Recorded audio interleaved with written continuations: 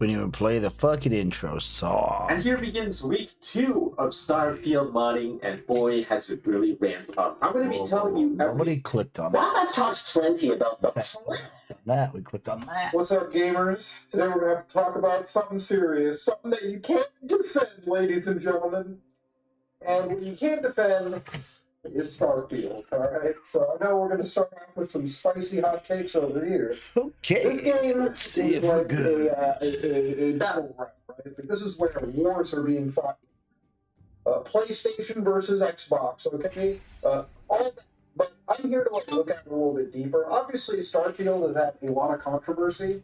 Starting off with the reviewing for the game. It was very it was handed out, in my opinion, to preferential reviewers, which I guess you could say kind of gassed up its Metacritic review score. I actually don't really care about review scores, period. I care more about playing the game for like an hour and a half, because there are games that are reviewed poorly that I fucking love.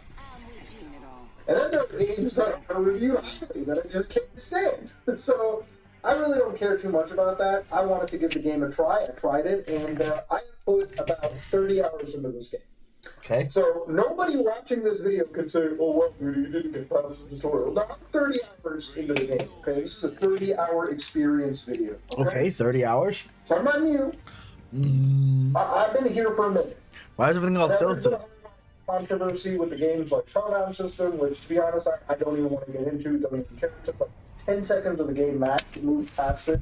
There were some mod sites removing mods that were going to get rid of that feature. Again, whole different can of worms that I don't think is really that important if you look at this game's quality. Because at the end of the day, this is a Bethesda.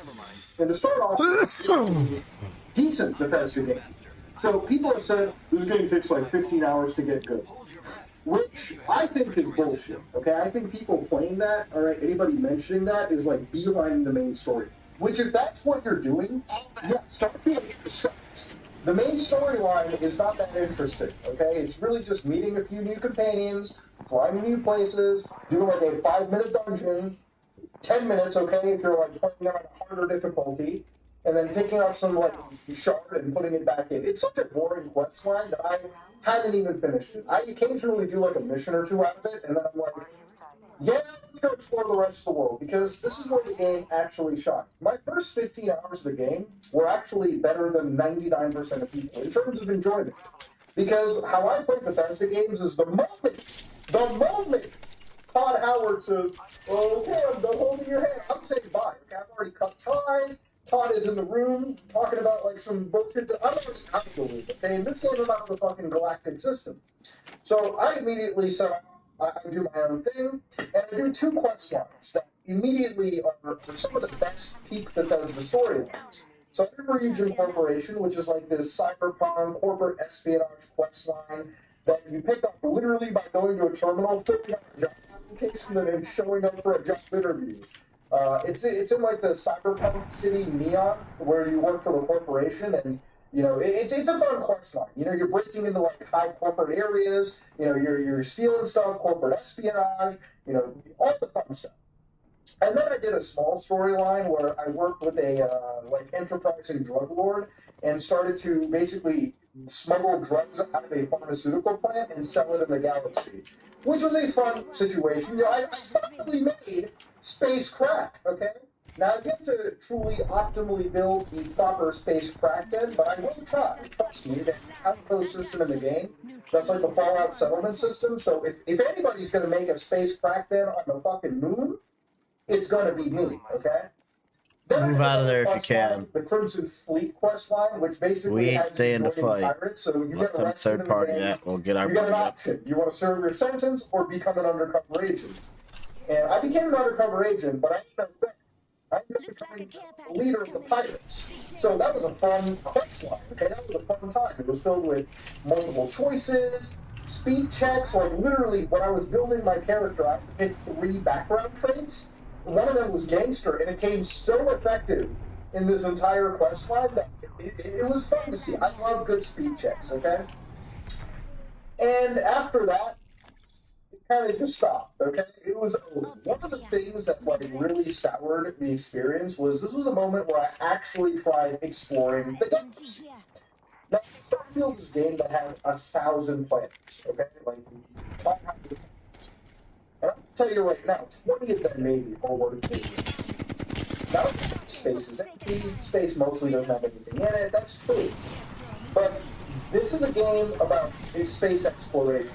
And the space exploration side is actually the thing that hurts it.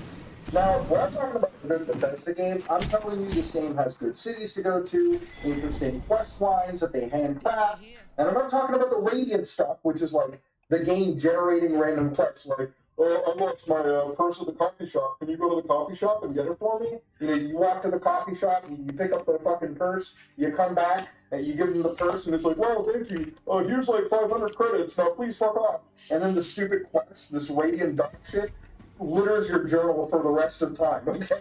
I'm not talking about stuff like that. I'm talking about the fun, handcrafted side quests, which is something that has been in like every Bethesda game, okay?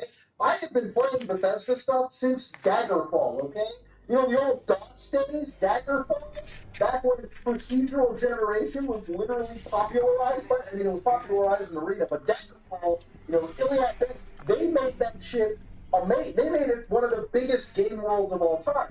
But since it was procedurally generated, most of it was ass, okay? Like, you go to the dungeons are meant to be like literally 4 to 5 hours of gameplay each.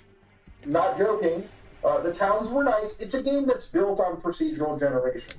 And the thing with procedural generation is, once you've seen like 15 of the game's prefabs, and I say prefabs because the way that procedural generation in Starfield and most games really work is you find a planet, you pick any point on the planet, and the game loads you into that area.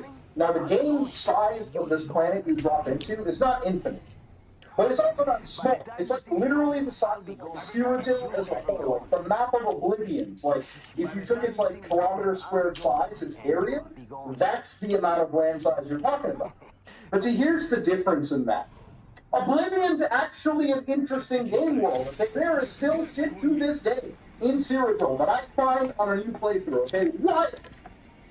You know, in Starfield space, you drop on a planet, and you open up your surface map, which it has maybe like 3 points, 3 or 4 points on the map. So you bring up the scan, a natural point, which is like, it's like ice sticking out of the fucking ground. Sometimes it's like air vents, you know, from the center of the planet. Sometimes it's an outpost, all right, or like a station, which is basically like 15 or 16 different like layouts that the developers have made that are just automatically littered as you land on the planet. So from what you're gathering out of my statements here, it gets boring really fucking quickly.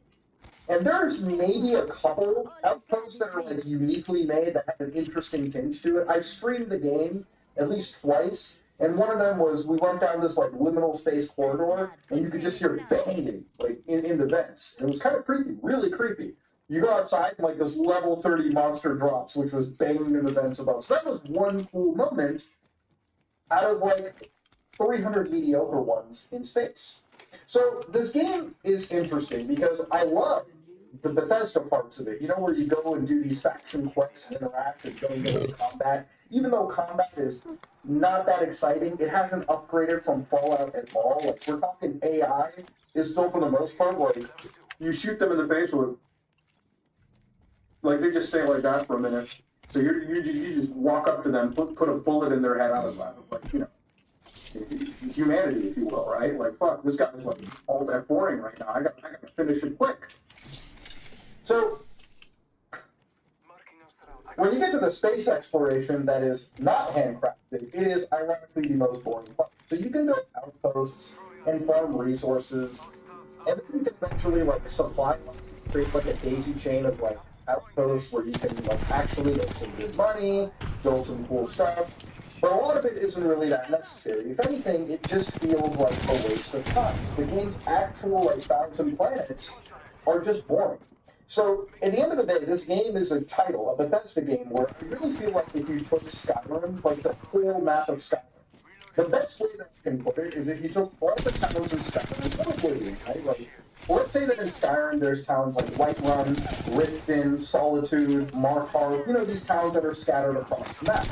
you take those individual cities out, towns, and you just like put them on different planets in Starfield. Literally, it's the same size. If anything, these cities are actually a little bit smaller than even like at least Aquila City is smaller than like anything I've seen Bethesda-wise.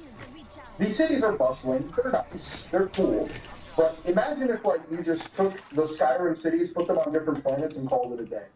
Because that's really what it feels like. Most of the time, you're actually just teleporting and fast traveling constantly between these places. Anytime that you're actually flying your ship in space, it's very far and few between. You really don't have a reason to go to space unless like something in the story warrants it or a side quest takes you there.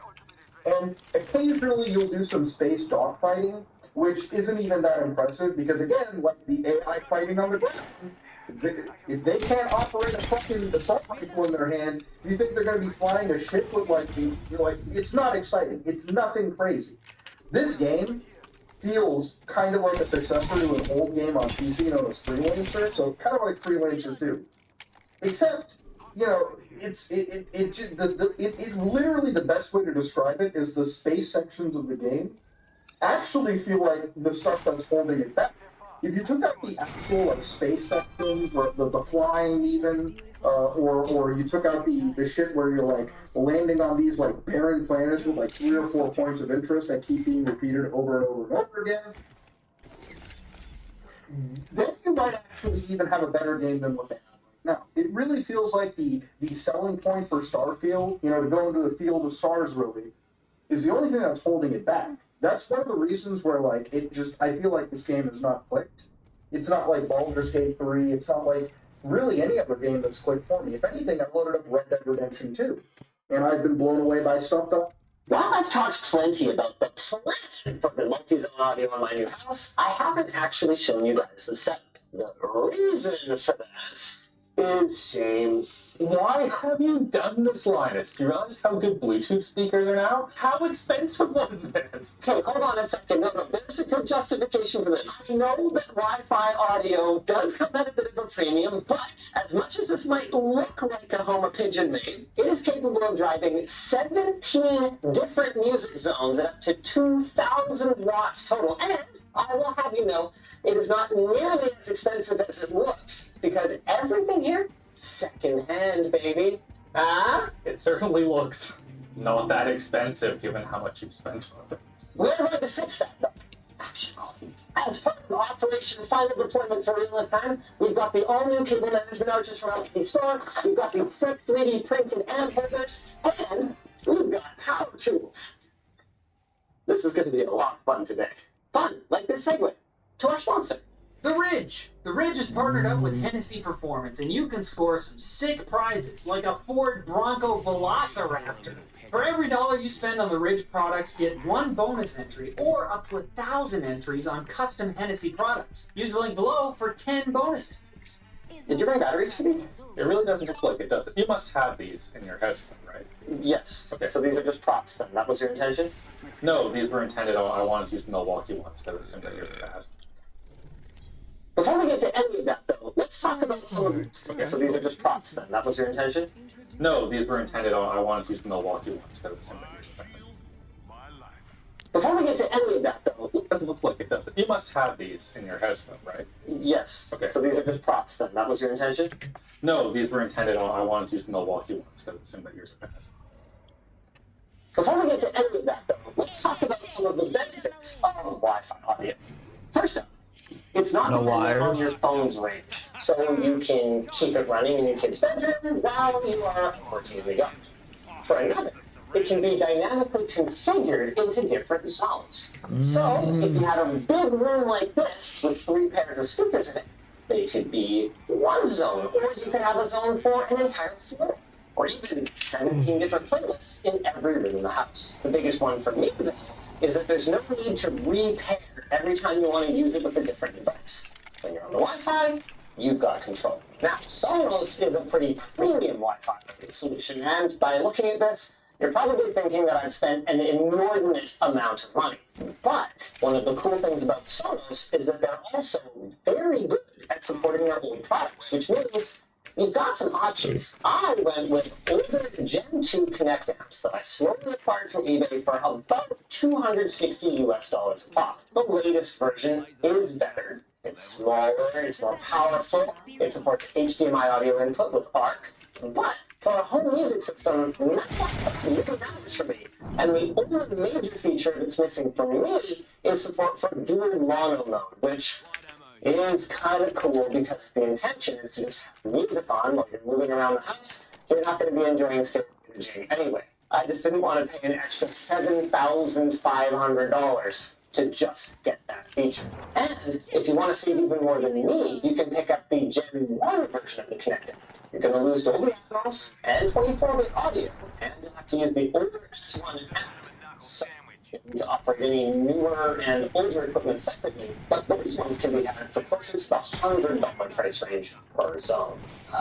Sort of. Unlike Sonos' speaker products, which are these are not speakers. They're just amps, and you're going to need some speakers. So the good news is you can spend as much or as little as you want on them, but the bad news is you not only need those speakers, you will also need to wire them up, which could end up being the most expensive part of the project and the biggest pain in the butt. I guess step number 1 is undo all the work I did. First, how much did you spend on speakers? Klipsch gave me a bro deal. Oh, okay. So Yeah, no, I wouldn't have spent that much. not the $21,000 that it would have been if they didn't. There were these really nice Polk ones that I had at the old house that were like $125 a speaker. That's what I was going to put in here. And then Klipsch was like, bro deal. And I was like, oh, they sound a lot better. Let's go. Yeah, don't worry, I haven't completely lost my mind. Completely. Before you start ripping things out, do you know where everything goes? Is this labeled? Can we please just like number everything so that it all goes back together nice and easy? VR room 2, middle. So is that labeled on the amp as well? Oh, no. Fun fact, even though this has been hooked up all this time, I have never just gone all 17 zones and cranked it. Oh, we need to do that. We will, I promise. I have never seen them all together before. I upgraded it piecemeal as my eBay orders trickled in, because as you'd imagine, buying 17 units of something secondhand is not just like, drop by the local value village. One favor that I did to Future Boss is back when I did hook all this stuff up, I separated this from the bundles that were going into the rack. So all we gotta do is just chuck all the excess back up there and then pull them through that hole. But it's easy though, because they're all mostly extracted now. Feels like I'm holding some sort of medieval torture device. I know. 17 tails. This is it. This is all. And the subwoofers. Oh, wait, yes. And this. Oh, gosh. Okay. Oh, this is awesome. Do you have any of the really big clamps? Oh, yes. I want to show the people this. This is amazing. I asked Tynan for a couple of cable management things. They gave me literally thousands of dollars worth of this stuff. Watch this. Well, I have a question, Linus. Yes. We're putting these all on the wall, Yes. but you have a big server rack right here Yes. with space. Yes. That space will be gone. More computers are going to go in there. Putting these in the rack, it takes up a lot more room than you would imagine. Because you can't really stack them deep. Like, you can, but then the cable management for them would actually get even more complicated. And besides, the power for them is going to be coming off the wall anyway. I don't want these sucking up my battery backup if the power goes up, right? Yeah. So I'm not going to hook them up to my UPS. So the wall felt sensible. Okay. Tech tip. You can 5x your floor space if you use your walls as more floor. You need to own your house first, though. That helps. Actually, though, the solution that we are going to be using today is very renter-friendly. Let me explain. Rather than mount all of these directly to the wall, which would be a real pain in the butt. I mean, who has wall studs in so many different places? We're going to be mounting all of the amps, all of the power distribution, and all of the networking for them to this piece of plywood. Then we're going to be mounting that to the wall. I am questioning whether 17 of them are going to fit on this, I'm assuming, cut line that you've just drawn. They should, in theory. Dan did up this SolidWorks model that we have right here Good gravy, is that ever tight? that shows, yeah, all of them will fit here, but I want to check before we cut it. Linus, look at the model. Do it the way that we're gonna do it. Oh, What are you doing? I am realizing that my team secretly hates me. Because what other reason could there be to give me all blue brackets, except for one orange one and one red one? Maybe those are spares or tests. I actually don't know. So you're saying it's someone else who hates me? Yes, it's Dan. Dan hates you. Okay, so we've got lots of room is what you're saying. I don't know if I'd say that. Don't forget, we still need a network switch, power delivery, and all the cable management that has to go to all of this. I think I figured out what the 2x4s are for. These? To mount these to the... But what I don't know is where these are supposed to go. Done. I'm kind of feeling this kind of positioning, assuming we have space for it, because that gives us sort of natural channels for all the cables to follow. Alright, before you get too into the cabling stuff, let's rip all of this off, cut the board, and go ahead. Because it is clear that Dan's plan is going to work. Right. Cutting the board. Yep. I like it. Every time I operate this, I think about Martina from NerdForge, and just like, if someone like that, you know, highly competent person, boy, do I ever need to watch out. We're shooting 2 videos at my house today. Hi, Jamie! This look good? Ready to start screwing? Oh, this looks amazing. Did you use spiral screws? Yeah, it's high performance construction screws. Neat. All right. I noticed that you didn't cut off any of the ear mounts when you had the table saw. Oh, I was looking at the chop saw. I do not. But you have that beautiful table saw. I have no chop saw. Okay, we'll do it on table saw. I already wheeled it back over there. Is there another way to do this? Because this honestly just doesn't even feel like the best way. It really does it? It That's feels why I pulled you down. like a really janky, kind of stupid way, honestly speaking. I could go tell Alex that I've solved the problem, but instead, I'm going to have it magically solved when he gets back. I found all these little brackets that I kept, just in case, when the installers put on our lines and didn't end up needing these. And it happens that they work perfectly, so I can just screw them into the board. This may seem a minor thing, but did you consider where on the wall the studs are and where we'll need to... Not at all. Cool. And... hey, it's not bad, actually. Kind of janky, but it's acceptable, I think. Yeah, no, it works. It works. Now, a question for you. I saw that either Dan or Jake equipped us with a whole whack ton of banana plugs, but I'm really feeling it. You just want wires right into these? Well, honestly speaking, banana plugs are going to be a little bit less convenient for us to install with these so close to each other. They're right angled. There. Are they? Oh, okay, that's kind of cool. Still, it's really tight, Alex. These are pretty nice and everything, but how many of these do we have to do? 17, 34, 2 per speaker, 2 per 68 times. I think we can all agree that's not nice. Just to clarify, if this was not a permanent installation, I would absolutely use banana plugs. I use banana plugs in my home theater, and it's worth the effort if you're ever going to change up the speakers. It's just a nice, secure, friendlier connection. These are essentially furniture. They're staying. What? Well, it's one thing to see it's bad and it's making You know what? This is gonna look freaking awesome. Can you put it in the wrong hole, or is it just fine? Oh, no, it's fine. It's just a network switch. So, whatever. I guess this is the first time we've actually acknowledged this to you guys. Every one of these units has 2 Ethernet ports on the back, and it's a really cool feature because it allows you to daisy chain them. So we can take our main switch here, which is totally overkill, and only exists because Jake is a Ubiquiti fanboy and just likes playing around with their new hotness. Run maybe 4, 1 to each row, and then daisy chain them all the way up. I'm kind of feeling like these network cables should have been under the power cables, though. I think that Jake got us cables for all of these, so they match. Also, the lengths are a lot shorter, so we wouldn't have so much excess. Yeah, that makes sense. Yeah, too late. Oh well. Fun fact, a lot of the time, it isn't a lack of planning. It's a whole bunch of geeks whose specialties are not communication. I'm the 4th person to be assigned it. Everyone's done a fair bit of work, and it's coming together pretty well, I think. I think it looks freaking awesome. So, yeah, no, I'm with you. Yeah, we communicated great. I know this is usually Jake's job, but he's not here to do it shout out Infinite Cables, because having these in every possible length, we've got 3 foot, 4 foot, 5 foot, is going to make the cable management a lot nicer here. Man, this feels so permanent and pro compared to what was going on before. Like, even though obviously it's been working and I've been listening to music this whole time, this just feels really different. Yeah, now it's like a thing instead of stuff that's on a shoe rack. By the way, to my Hello, knowledge, Scrappy. Do you the need a shape thumbnail of the designer? Gen 1 and the No, I Gen do not 2 need a thumbnail is the designer. same. So we'd be happy to provide the STL files for these in the video description to both Gen 1 and Gen 2. I'm really, really happy with these. The mounts are awesome. Dan designed these, right? Yep. Yeah. Bang up job. Okay, hold on. I'm under it. I need to move a little bit. Okay. Have it, Jamie? Awesome! Well, but the bit that I was wondering about mounting it to the wall. Yeah. Sure, screws are fine. Yeah, they're fine. How do we hold it up while it gets screwed in? Strapping young men. Look, there's one.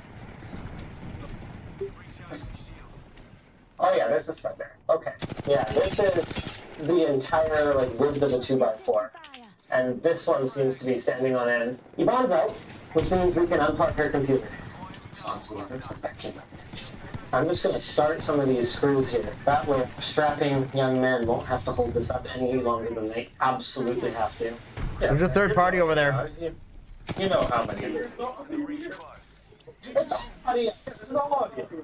How's everybody doing? Remember, legs not back. Okay, we need to get higher somehow, but I don't really know how. This is sort of weird. Okay, I My can. strength is ending. There we go.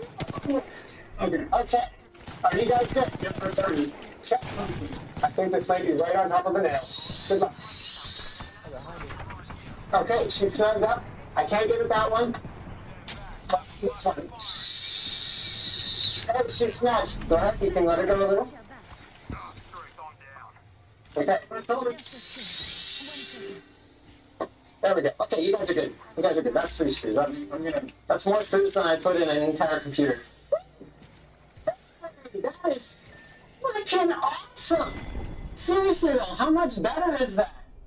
Like the before and after doesn't get much more stark than that. Now for the next 20 minutes or whatever, I get to plug in speakers. So basically, now they just all cram up here.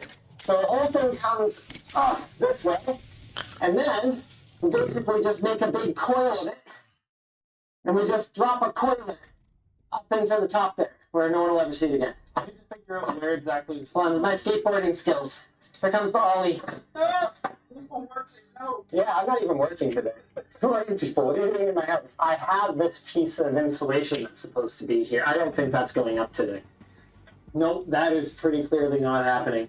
If we hold out of the way the stuff that has nothing to do with the Sonos setup, that is freaking awesome. Especially when you compare it to what we started with. All those wires are still here. They just look amazing. Okay, so all that we need to do now is... I don't know if that looks amazing. Yeah, what was this going to? I don't know. It runs under the rack, so it's probably important. It makes a noise when you unplug it, so that's good. Oh gosh. There. Do you know what you unplugged that? No, I don't know. Oh crap, that's Yvonne's computer again. Oh balls. A 1, a 2, and a 3. Oh crap, that's Devon's computer. Wait. Sure she appreciates that.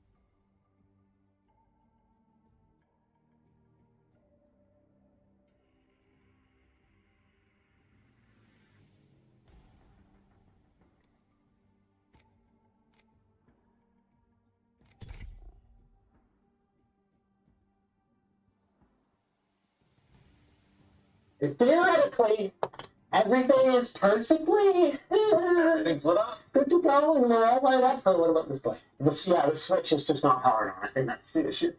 So any of the ones that are plugged straight into the switch don't have the light on, so that's probably why that light's not on. And Oh, wait. Yeah, this Wait. just isn't plugged in. the switch isn't plugged in. Yeah, we need to do that. Oh, how do we power the switch? Wait, that's a... No, it's powered. Oh! Ha ha! Isn't that well? I mean, it's a minor detail.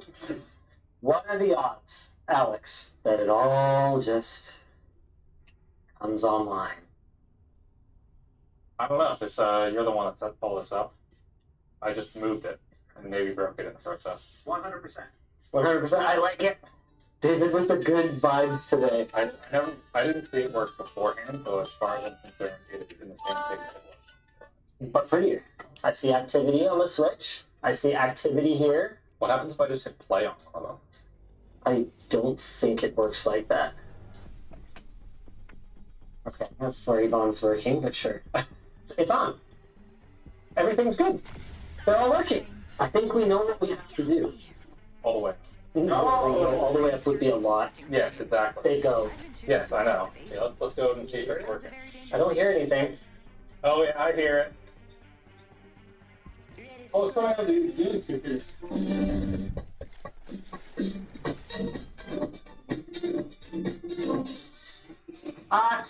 Yeah? Oh, the music's playing everywhere? Yes. It's off in the office. It's not off? We may have plugged the office one into the wrong spot. So, we'll have to resolve that very shortly for you. Thank you for your patience. Oh, it sounds good here. Yeah, the high ceilings really did pretty good, eh? Yeah. And don't forget about the... Oh, that's seamless. Beautiful. Yeah, my neighbors are gonna hate me. Yeah. You know what else my neighbors would love? The segue to our sponsor. Delete Me. Do you feel like there's nothing you can do to stop companies from constantly sharing your personal info without your consent? Then you need to check out Delete Me. They'll help you find hundreds of online profiles that are sharing your personal information, which could be used by scammers to barrage you with robocalls and spam emails. In more extreme cases, it could even lead to identity theft or fraud, which, fun fact, are both really bad things. Removing all this information by yourself can be a Herculean task taking many hours. But with Delete Me's software and their team of experts, it can be done in minutes. On average, Delete Me finds and removes over 2,000 pieces of data for customers in their first 2 years. So if you want to get your personal information removed from search results on the web, go to joindeleteme.com/lenstechtips and use code LTT to get 20% off. That should be right. Oh, unless we labeled this wrong in the first place. Oh, minor issues. If you guys enjoyed this video, then hey, maybe go check out the one where we... Oh, check out the one where we hook the computer up to the pool, water cooling, etc. It's working like awesome. This computer is so cool. Wait, it's a grandpa button. Yeah. Oh, 没关系。好。哦，对 ，OK， 谢谢。谢谢你。没关系，谢谢。什么？我美国出生的。对呀 ，Chinese。谢谢。没关系。没关系，谢谢。Okay, yeah, it's fine. There's no damage, right? Is that right? I think it's just this. Oh, it's just this from the plate, which is fine. I want Whataburger, and so I got chicken tendies, which is protein. Hold on, wait, sorry, I got caught up in your line. You said you got chicken tenders with protein. Yeah. So your nutritionist that you paid for, how much, can you say how much that is or no? $6.70 a month. I know, I'm trying to get out of it. I don't want to go to chicken for 6. But can you go $270 to get told eat chicken dinner? You do realize it's not the type of chicken they're talking about, right? But it's chicken, right? Hello, guys and gals. Me, Mutahar. Apparently, the U.S. government is sending cryptic alien messages. Now, I'm one of those people that loves talking about UFOs. You know, recently it's been a new trend. It's been a topic. And, you know, you've got government officials, ex-officials coming out talking about it. You got, like, disappearing alien aircraft, okay? Aircraft literally getting allegedly disappeared from the atmosphere. You've got alien attacks in Peru that turned out to be cartel dudes and jetpacks. Ladies and gentlemen, the world is truly a weird thing. And, you know, on a serious situation, I really believe the world governments are using UFOs as a way to obfuscate or, you know, it's a way for us to, like, distract from, like, actual serious spooky stuff that's going on in the world right now. Okay, I really don't think this UFO stuff came out of nowhere. I really do think the world governments are actually trying to, like, you know, confuse us. But hey, that's just tinfoil hat Muda coming out, okay? And usually I find out when I get the tinfoil hat on too much, things end up coming out right. But anyways, ladies and gentlemen, to come back to our, you know, daily government-fed, you know, slop programming, this is the UFO office sending cryptic ALMAO messages. Now, at any moment when I clicked into both of these articles, did they not describe what messages in exact that were being sent? So I do what most people should do. I go beyond the headlines. I actually go right to the goddamn source. So September 9th, you may be wondering and reading stuff like, here's what you need to know about your average UFO, a document. A new Department of Defense documents reveals what the average Joe needs to know about the average UFO. What? The government released a UFO description? Yes, they did, ladies and gentlemen. Yes, they did.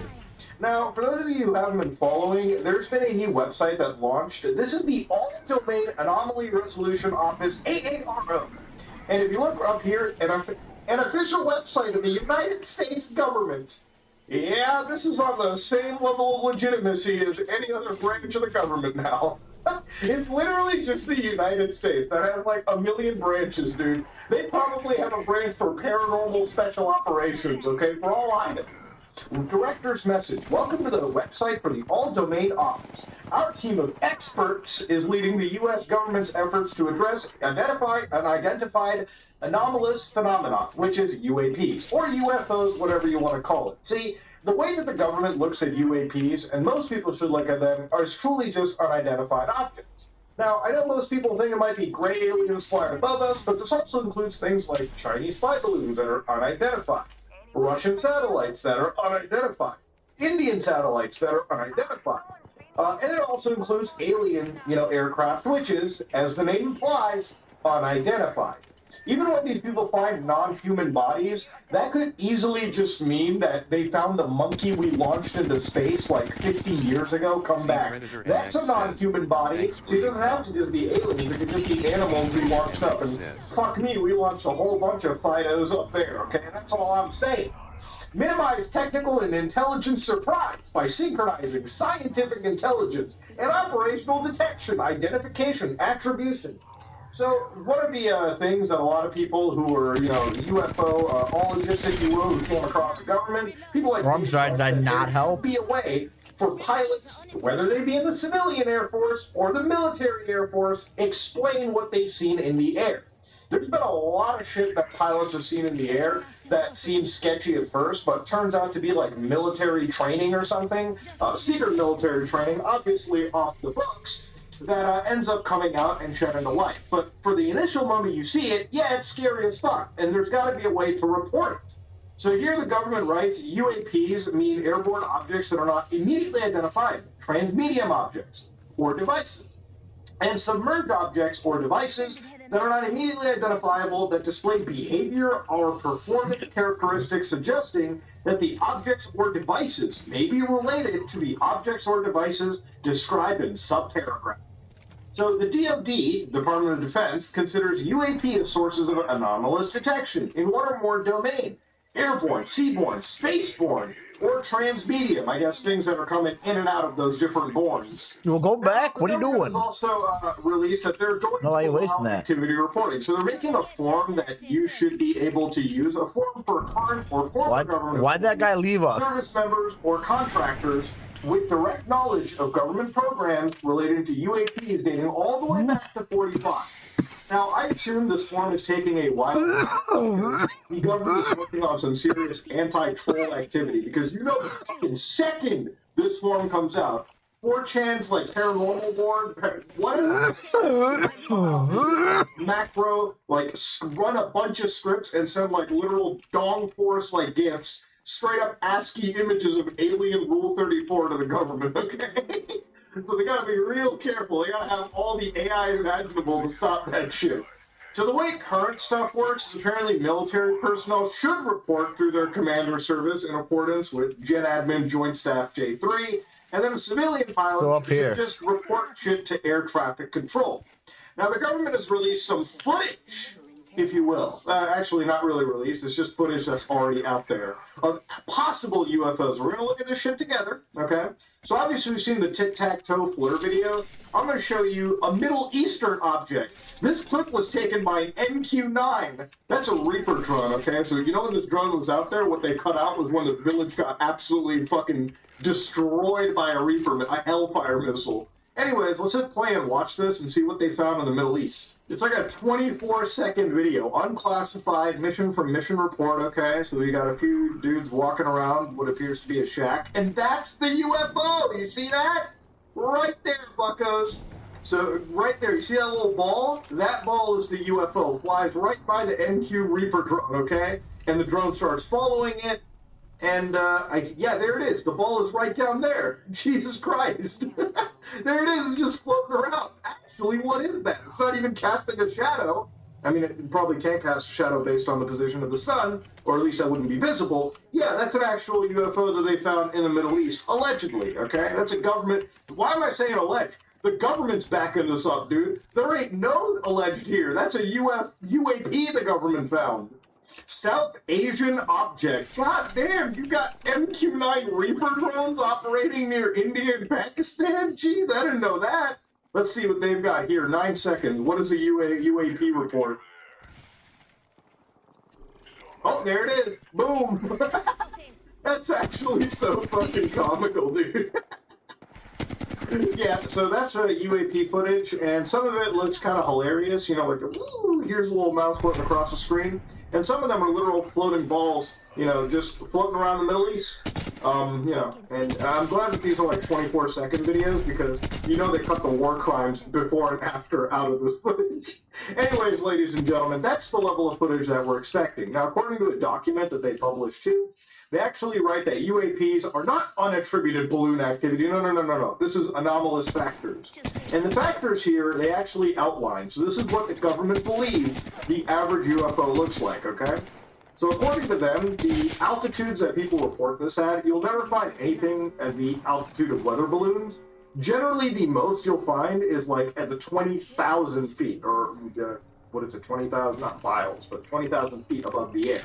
And that's literally like just slightly below the peak of Mount Everest, so that's where most UAP activity is spotted, just slightly below what appears to be standard commercial air traffic. Now, according to the government, the morphology is round. They're about 1 to 4 meters in size. The color is white, silver, or translucent. The performance is 10 to 30 feet above altitude, and their velocity as they go from stationary to Mach 2. Propulsion, no thermal exhaust detected. Radar is intermittent. X-band is 8 to 12 gigahertz. Radio is 1 to 3 gigahertz, 8 to 12 gigahertz. And they give you a thermal image, which is intermittent, shortwave infrared. So they've even got like their priorities, which involve organizational management, operations, analysis, science and technology, strategic communications, establish interagency coordination on UFO stuff, establish secure mechanism for reporting any event related to UAPs, issue clear public guidance for accessing mechanism for UAP reporting. Interesting.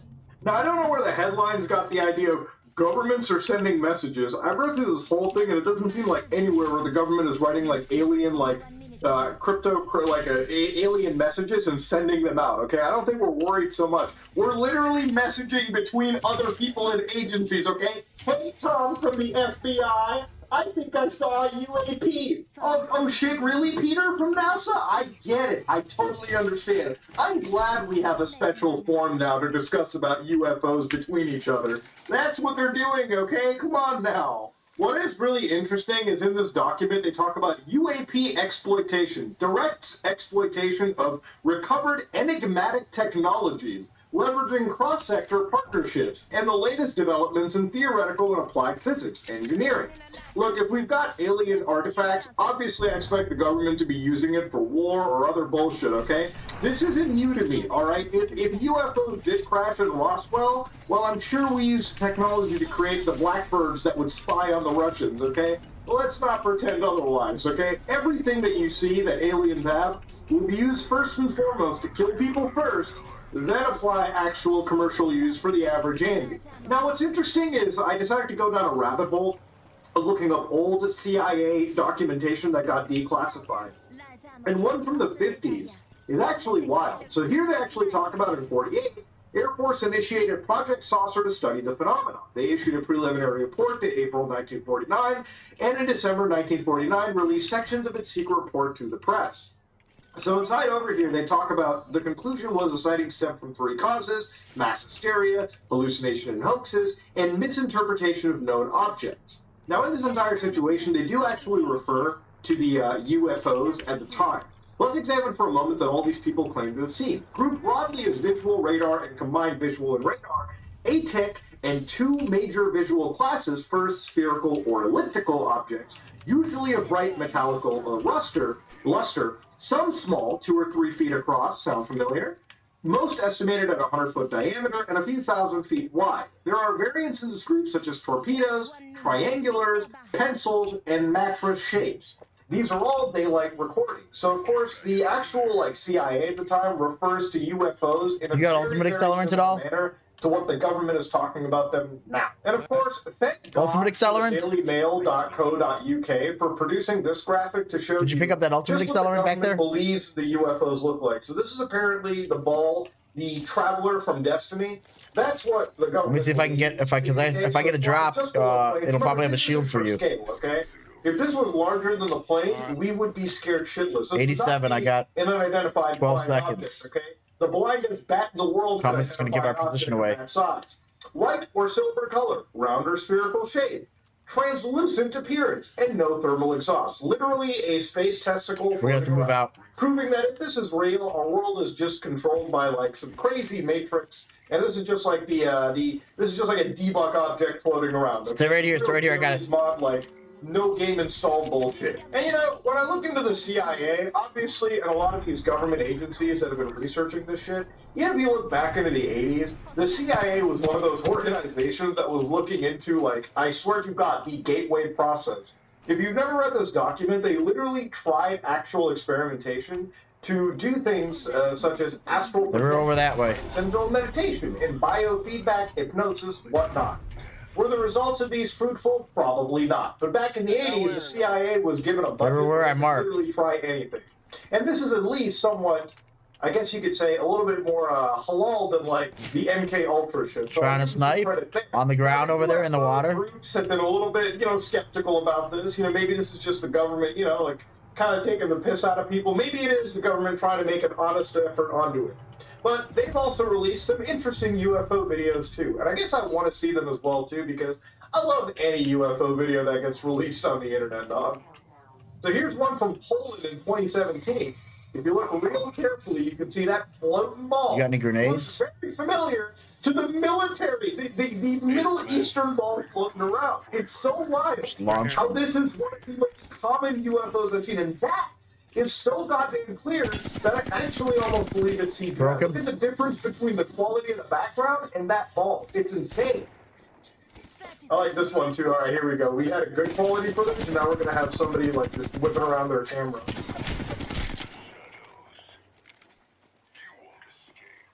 Here we go. Here we go. Over Right here. Arizona. Is that a ball too? No, it's defocus is what it is. There it is. That, my friends, looks like the nicest fedora on Reddit, just flying through the air. So, yeah, another example of what could be UFO material out there. And let's not forget, 2007 over Milan, Italy, this same spherical ball is floating around. No engine, no nothing.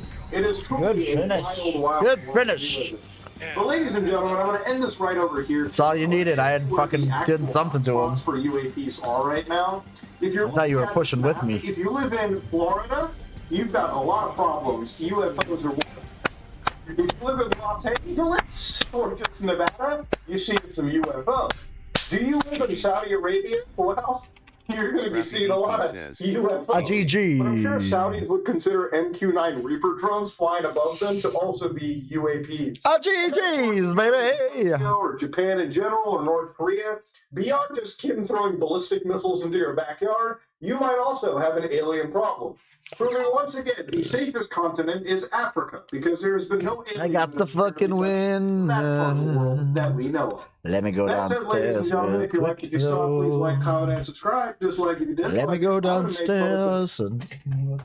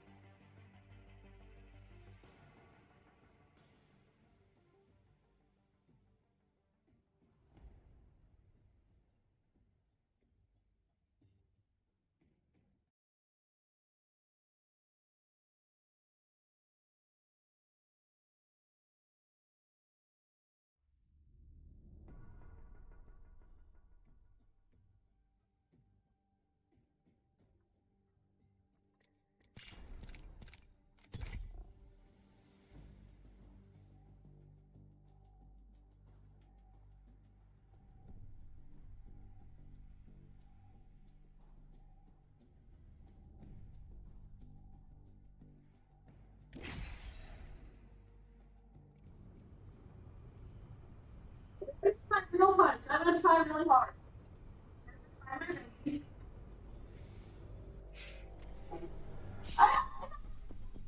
I want you to actually try to get my hand. Like, actually. Okay. I put the time in. I've earned my stripes. Wait! I didn't burn, but like, You can feel the yeah, I think if you would have had a glove on and you were punching me like in the face, that would actually hurt. Choice changes everything. Oh, Or not, or hitting your hand. it's not clammy anymore, right? Okay, are you trying to make it clammy? Introducing your champion. It's actually really Starving. If AMD doesn't act fast, they could be in big trouble.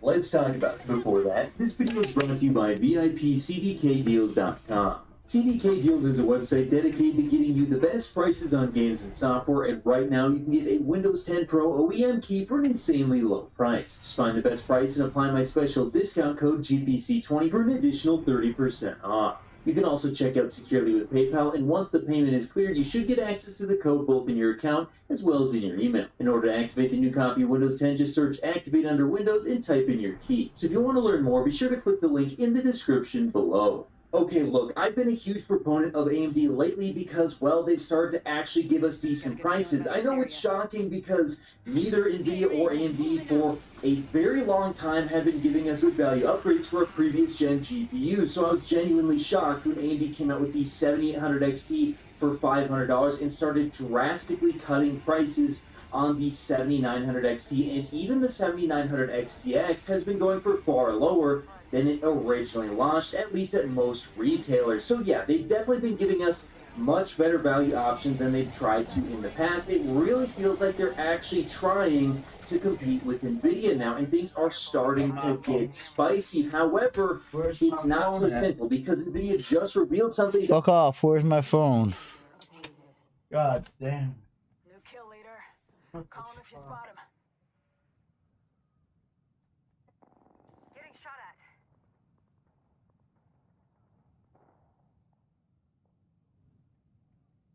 Going to phase.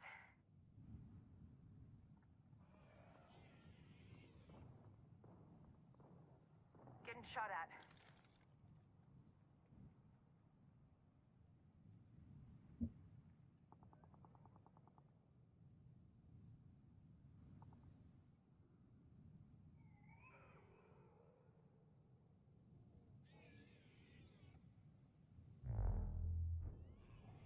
Getting shot at.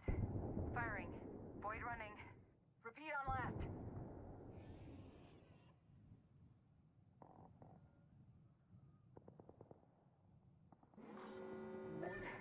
I've been downed. Progress. We're inside the ring. One less thing to worry about.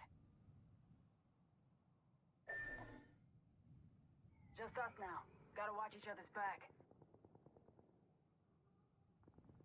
Cracked an enemy's shield. Reloading. Pop and smoke.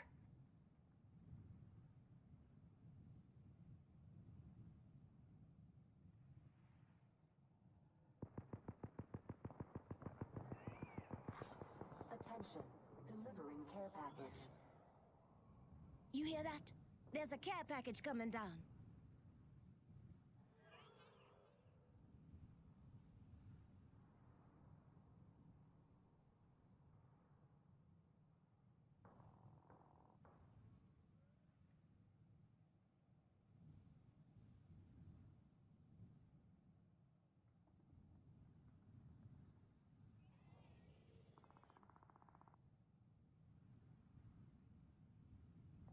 Taking fire.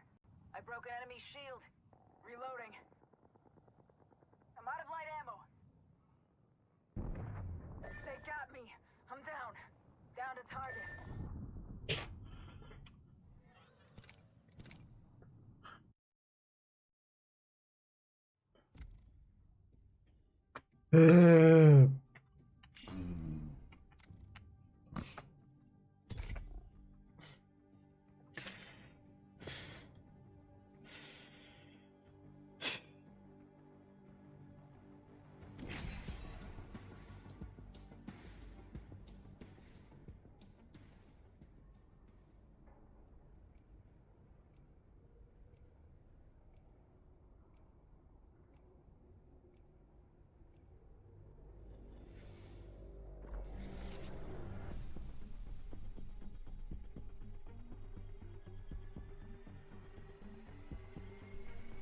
better win if your heart's in the right place. I'm not afraid. I'll never be.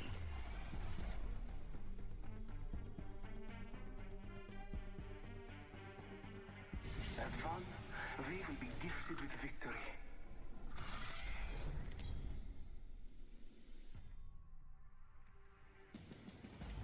This is your champion.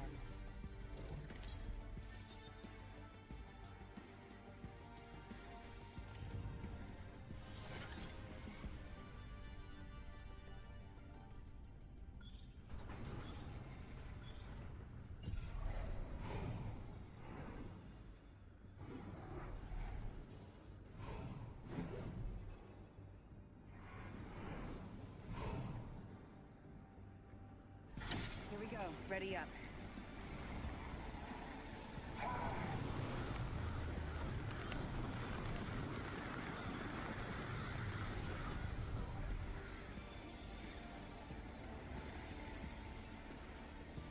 Looking over them to strengthen our fight. An enemy landed near me. Watch yourself. Attention. First blood.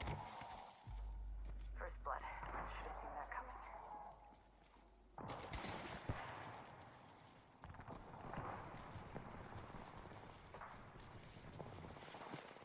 Guys, that could definitely be a huge problem for AMD if they don't start acting quickly. Now, I do want to talk about ray tracing real quick here, guys, because although I do believe AMD has some really strong options on the market today that I think are way better options than what NVIDIA has on the table when it comes to price to performance, they definitely still are behind in ray tracing.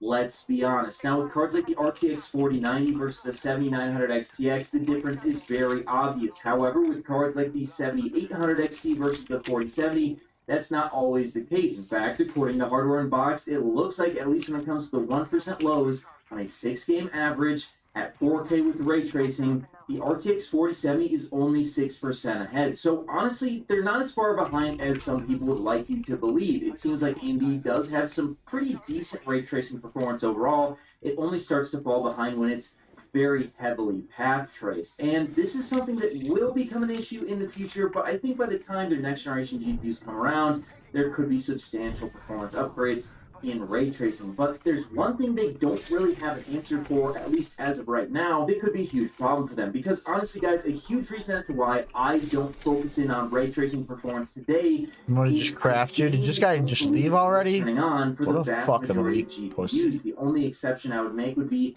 I think You ray guys tracing chose to functions drop are there. worth turning on basically every single GPU if you can afford to turn it on and stay at the same resolution. However, outside of ray trace reflections, as for the rest of the effects, while they can have a huge impact at times, they come at a huge performance cost when you start adding them all together, and they also have a ton of visual bugs. In fact, there's so many visual bugs I've seen when playing games that are path traced, such as Cyberpunk 2077, that it starts to beg the question, is it even really worth turning them on? If there's going to be all kinds of ghosting and smearing and muddy textures and all this sort of weird stuff going on, and it comes at a huge performance cost, making you have to actually upscale from a far lower resolution, does the end image actually look that much better? Well, it depends on if you're in motion, if you're standing still, and where you are. So for that reason, I've really been kind of the opinion that we're just not quite there with ray tracing, and it's not really worth turning on for the majority of games unless you have a huge excess of performance, which really isn't the case hardly ever, even with an RTX 4090. You're going to be playing at 4K, and you're going to need that extra performance. However, like I mentioned earlier,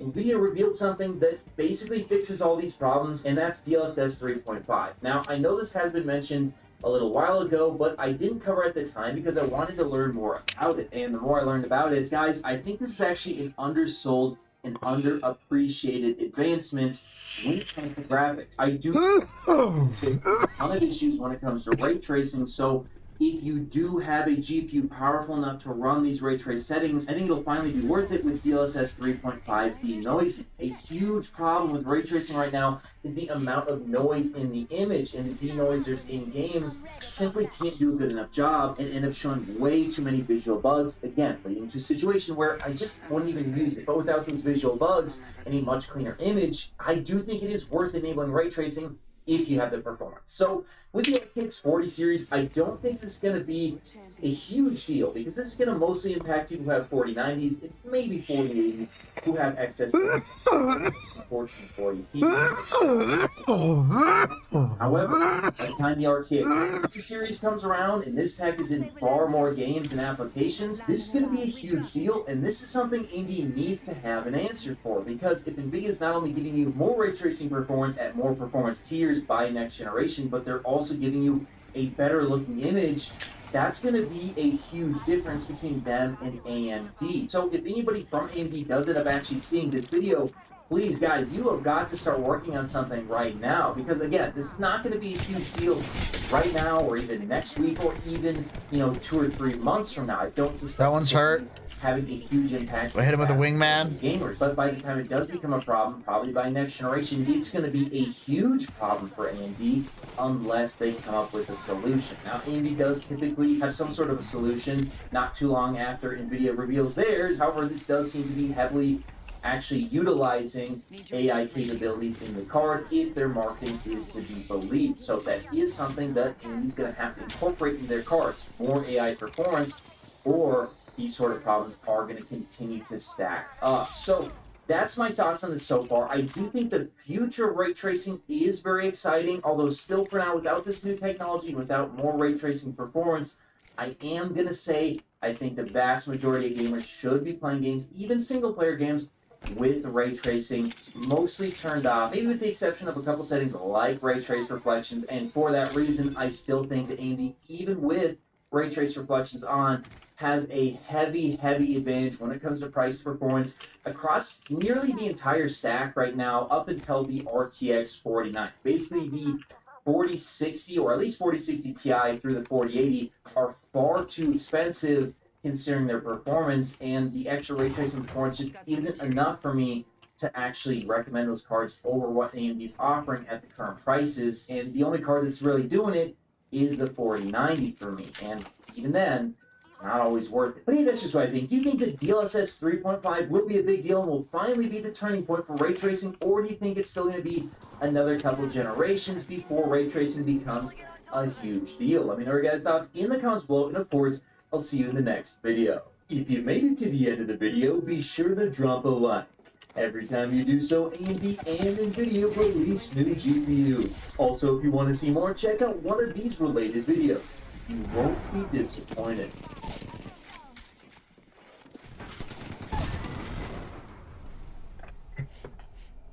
So that's what What is up? What is up the internet? heavy ammo here.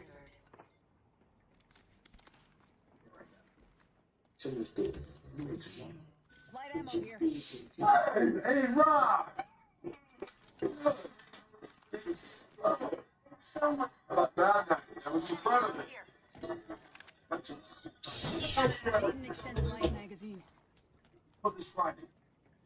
15 years. Believe in SmackDown. It's incredible. I know. Yesterday was just. That was the first GM, by the way. You were the first GM. That's Feels like just yesterday. I was like, I'm gonna lay at the smacking down. And then here we are. Yeah. Yeah. Can you imagine 15 years ago, you and I in that ring? We made a bet the very first SmackDown. That's right. Blowing the roof off the place. Crazy. Yeah, like And you you were always right did. in the middle, and then. It was phenomenal. No, it was amazing. Yeah, that was amazing. I think you did beat me. I think it was because of Shawn Michaels. I think but I think he cheated. But I do remember the following week on SmackDown. Remember that when I rock bottom dress almost through the ring? Oh yeah. It was you were on the ground. And I was, oh no, I'm hurting. Tell me. And I was like up top of the ropes. I was smelling. And that was crazy. People were so happy. No, I think what you're thinking about, and it's just kind of much fun. Prior thought you were like, oh, right, that was Rogan. SmackDown on him. Right. And I would come in and drop you. Most times you were laying on the ground looking up the lights. Yeah, that's the sound you would make. I tell you, you know what's funny is, you think about it, we had incredible memories on SmackDown. You think about what we did at WrestleMania. But how about this? What if you and I? There's a win out there waiting for us. Main event. Wow. I can imagine it now. You come out, you know, you smile, people going crazy, and then, you know, the thing that, whatever the dog goes on the usher, and then you come out, and then eventually, the hook, and then the ride, and then boom, and then, boom, I get out of the way, come up, bang, 1, 2, 3, that's how we go, right? I mean, that's the way we go. We blow the roof off the place. If it had a roof, which it probably won't, because it'll be a stadium for sure, probably 100,000 people if you and I go one more time. But it's not going to matter because the end result is going to be the same as it always was with me whipping your ass. Let's get something up here. You rock away. You would ever whip his ass. You rock one more time at any wrestling. This year, next year, the year after that, 10 years from now, the Rock would still lay it, smack it down on your candy ass, put his boot straight up your ass, knock your teeth so far down your throat, and stick a toothbrush up your ass to punch him. You tell me the WrestleMania time and place, Mr. Hollywood, before I walk in here and I kick your ass in front of the whole world, a stadium full of hundreds of thousands of people, and I turn the electricity off on Mr. Electricity, great one. That's the way it would go. Arm up. Attention. First blood. Beginning ring countdown.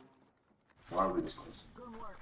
We're inside the next ring. It's just, none of this, and it's none of those things where you and I get together. There's just a tension there, dude, but it's a weird tension. But it doesn't have to be this close. It's only one. And I trust me, it's weird for me too right now. But I'm now, it's like a guy, I can't back out now. No, I know, but well, somebody's gonna have to back out. It's not gonna be me. Well, I'm not doing it. I'm the game. I am not backing out of this thing. I'm you know, well, I'm the people's champ. All right, okay, come on. I'm through. I'm not at the same time. Cool with that. All right, listen though. It's gonna be one of those things where you go like, hey, you think, and then I go, I think. Yeah, it doesn't matter what you think. The whole thing's a big sit-up to make me look cool. I'm not doing that crap. No, it's not gonna be one of those things. Right now, it's crazy. I mean, we're the only ones in this. We're talking this close. It's a little weird. Let's just back up. It's not gonna be, and it doesn't matter thing or anything like that. Ready? I'm through.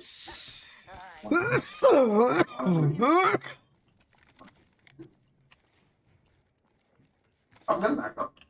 No, I'm gonna back up. Yeah. Once I flinch it. No. 1, 2.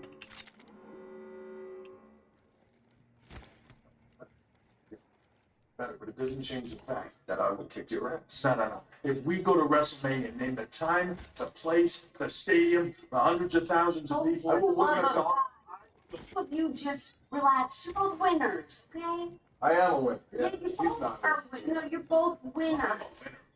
No, let's do what we say we were gonna do. Let's go get something to eat, okay? Fair point. WrestleMania, no matter which one, a while. You hungry? I'm hungry, yes. Yes? Let's go eat. Yeah? I'd love to, yeah. Okay, because this escalated to a weird place. Yeah. Because your husband. Just because you used to it, just much you as it is me. Can we just go? Let's just go. Okay. All right. But it just. Let's go. Yeah. No. You see what I'm saying? This is something. I know. Let's just. Okay. Cool. How about you pay the bill, you cheap bastard? 14 days paid actor, right? Unbelievable. How many movies he had? Number 1 this year, and he can't pay the bill? Huh? Cheap. Talk about cheap. He's cheap. I heard that. Let's go. Yeah.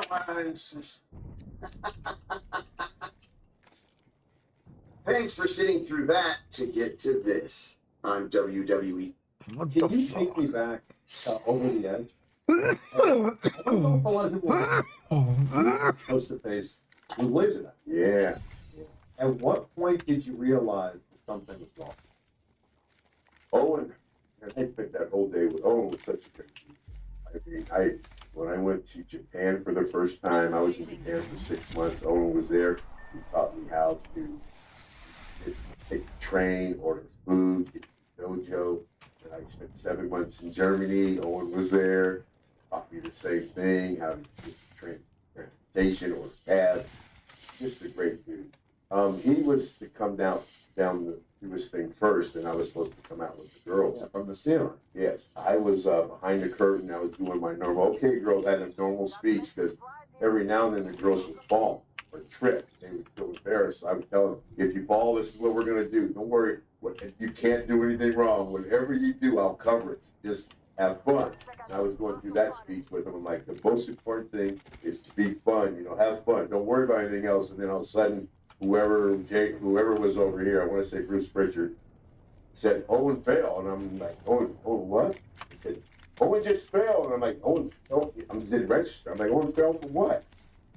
And then everything went down, you know. And then I seen him. Then next time I seen him when they wheeled him through the curtain.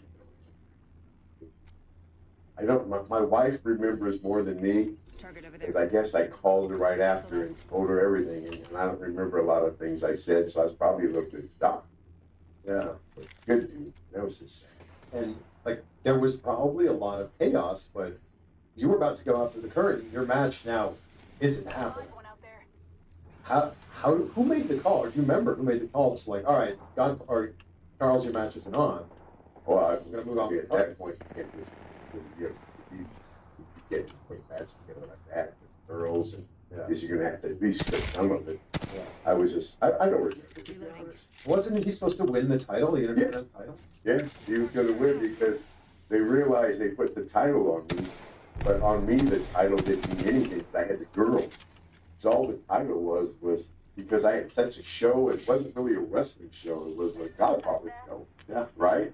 Yeah. It had nothing to do with the wrestling part. It was the show before or after people wanted to see. So the belt didn't mean anything. It was just something that the girls carried out. We didn't put up, it was nothing, so they were going to take it off of me and put it on Owen. And I don't recall. People in the comment section are going to kill me for this, but who did you then drop the title to? I remember. Wow. I think, you know what? I think I dropped it to Jeff Jarrett in Memphis. I think. Hello, guys and gals. Me, Mudahar. It's been a while since I talked about old crypto shit. The market is kind of like really samey across the board. Usually, when you covered one dirty scam, you've probably covered them all. But today we've got interesting organizations. Our favorite, North Korea, the FBI, State Casino, and $40 million of money has been heisted. Ladies and gentlemen, for those of you who haven't been following on, I want to start this off with some punishments. What are the consequences of scammers? For instance, recently a Turkish crypto exchange CEO, former CEO, has just got an 11,000 plus year sentence. Now, this is a owner, a CEO of allegedly Theodex, the global cryptocurrency exchange. And if you're reading this language, it's Turkish. This is a Turkish, operation. And inside this operation, it was alleged that the man ran a $2 billion scam.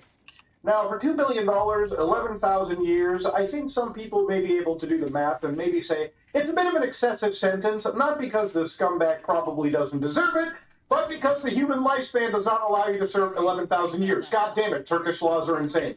I hope to God this does not lead to an appeal where people could say this is excessive punishment. Then again, I'm not a Turkish legal expert. So again, if you want Turkish legal advice, Turkish legal expert, speak to a lawyer from there. But again, this is just a prime example of what happens when you make mistakes, severe mistakes, especially when investors are losing money. That's when the hammer not only comes down on you hard, but it absolutely leaves a lasting impression to the scumbags that surround you. That said, though, ladies and gentlemen, North Korea. Now, North Korea, the Hermit Kingdom, is, it's one of the most interesting countries, one of the most secluded countries, one country where a lot of information doesn't come out from. The only information that we really care about today is Lazarus Group. Now, we've covered Lazarus Group before, an apt group, a cybercrime group from North Korea, literally North Korean military hackers who steal money all around the world. They've hacked banks, they've hacked big corporations, and today they've hacked the largest cryptocurrency, casino on the internet. Now, Stake is the actual victim of these North Korean hackers who stole around $40 million US worth of cryptocurrency funds. Now, Stake found out about this, and they've been working with the FBI. Now, to understand, let me give you a context on Stake. It's one of the most popular online crypto casinos, actually one of the largest by market share and money itself.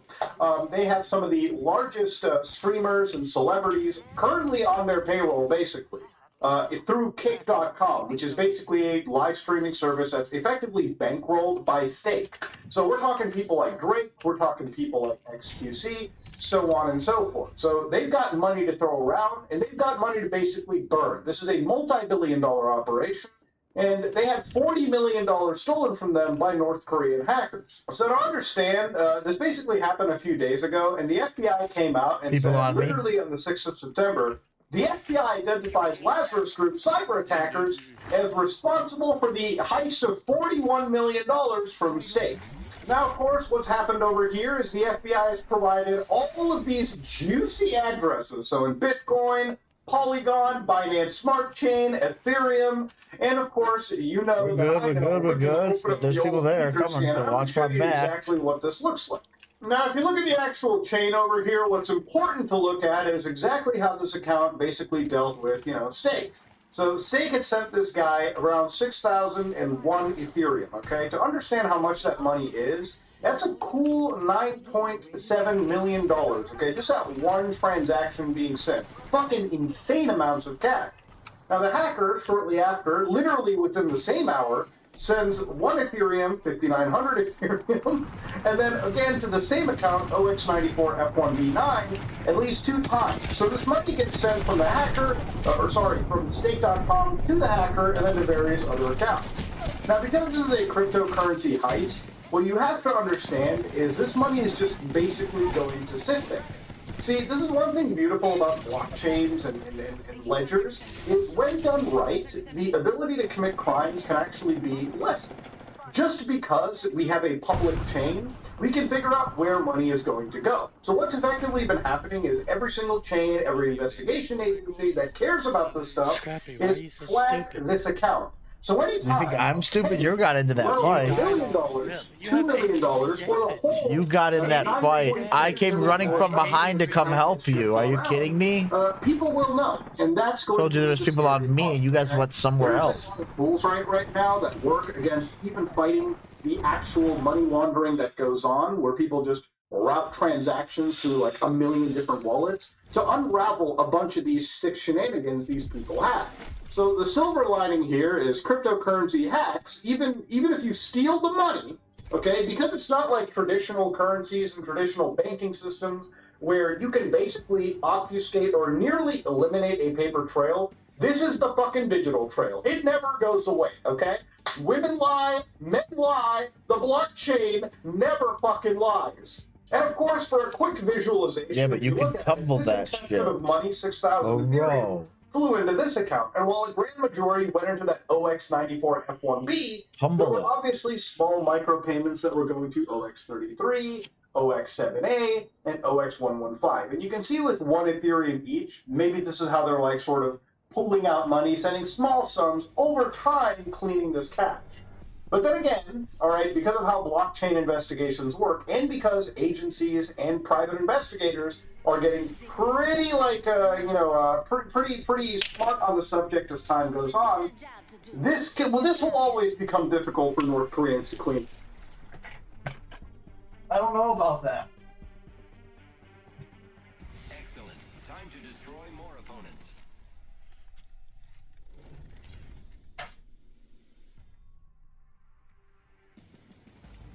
This is your champion. I'm not gonna make it quick. That would spoil all the fun. I'm the jump master. AJ Shea, lead them the way.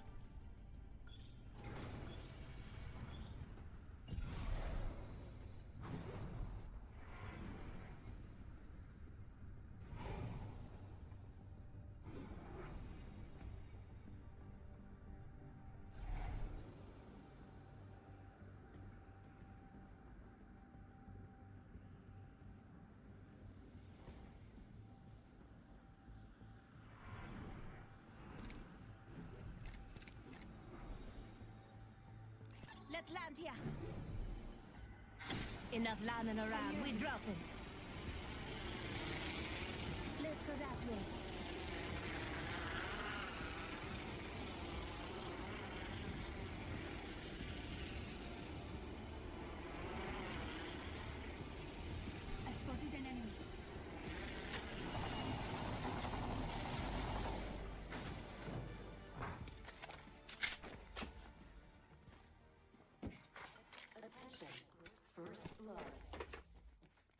The battle happens quick. Be ready.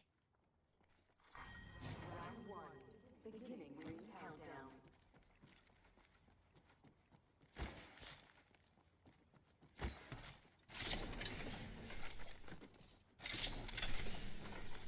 Rings nearby. 1 minute tough. Extended light mag here. Level 4. I could use that.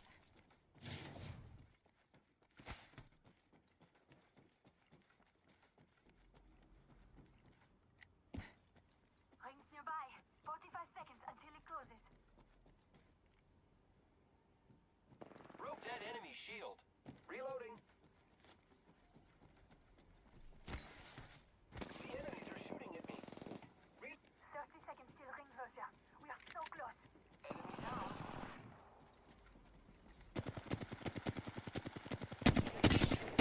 Frag out.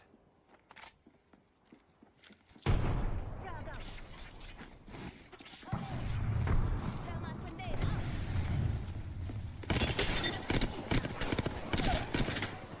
I killed an enemy. Enemy down. The enemy is here. Shield is broken. Fini. There's the room moving on the map. Reloading. We have taken out the champion. Patching myself up a bit. Hair thrown if you need it.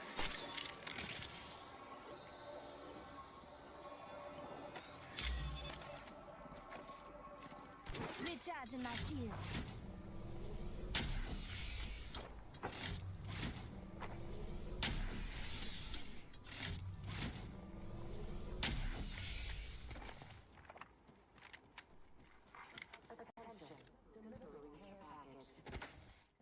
You ever have ammo? Coming in.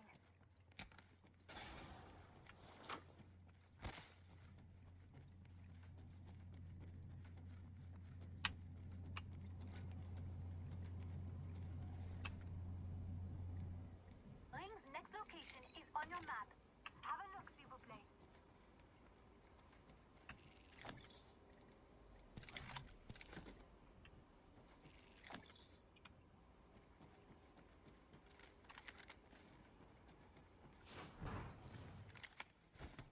Is this ranked? Here, level 3. Thunder STK says, yeah.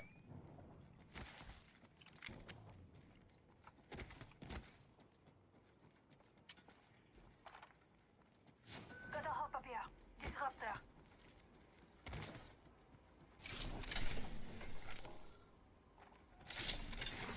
Attention. There is a new kill leader. Keep eyes on the new kill leader. Extended life. Sniper stock here. Level 2.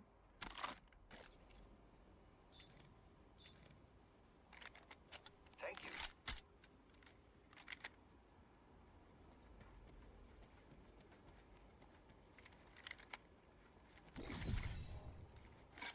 Listen up, I'm calling a lifeline package in.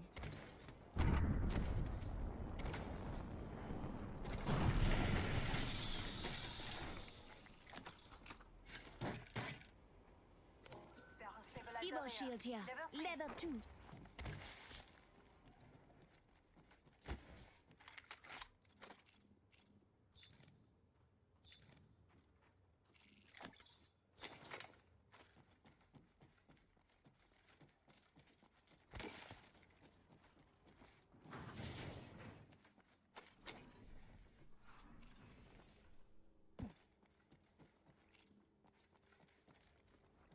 Next here.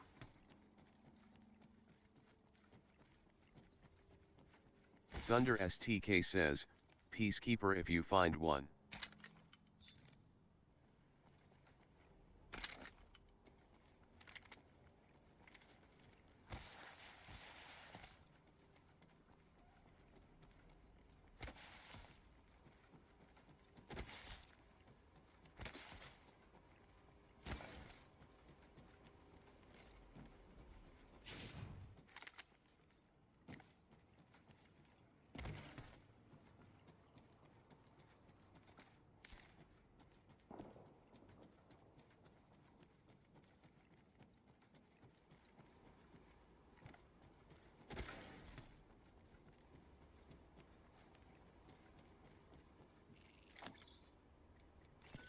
active here.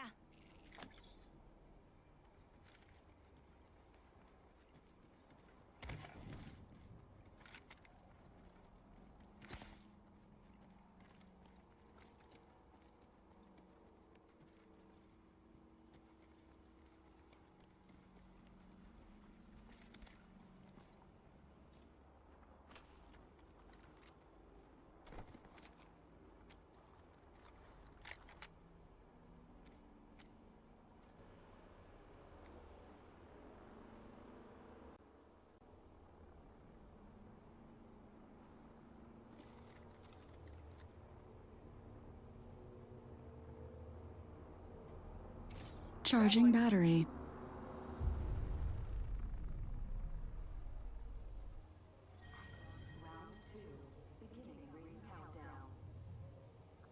Look at the map.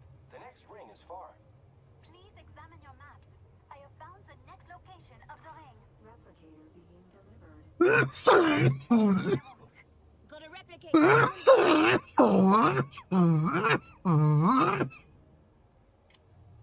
Who's ready to fly on a zipline? I am.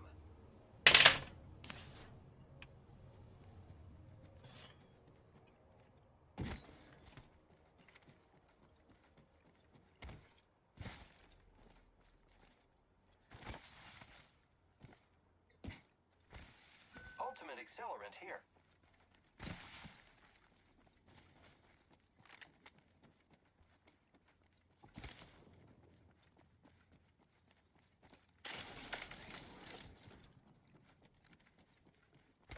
Rings closing in one.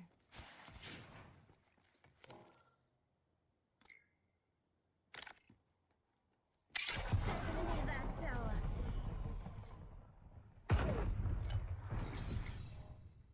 45 seconds to get to that ring. We need to move.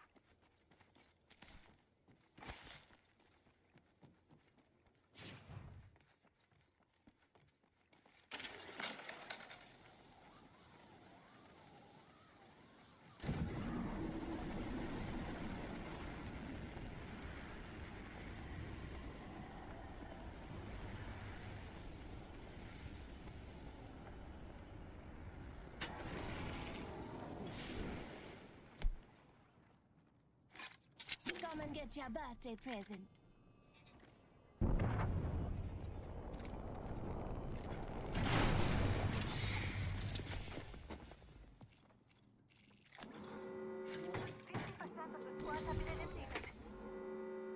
The ring's moving, friends.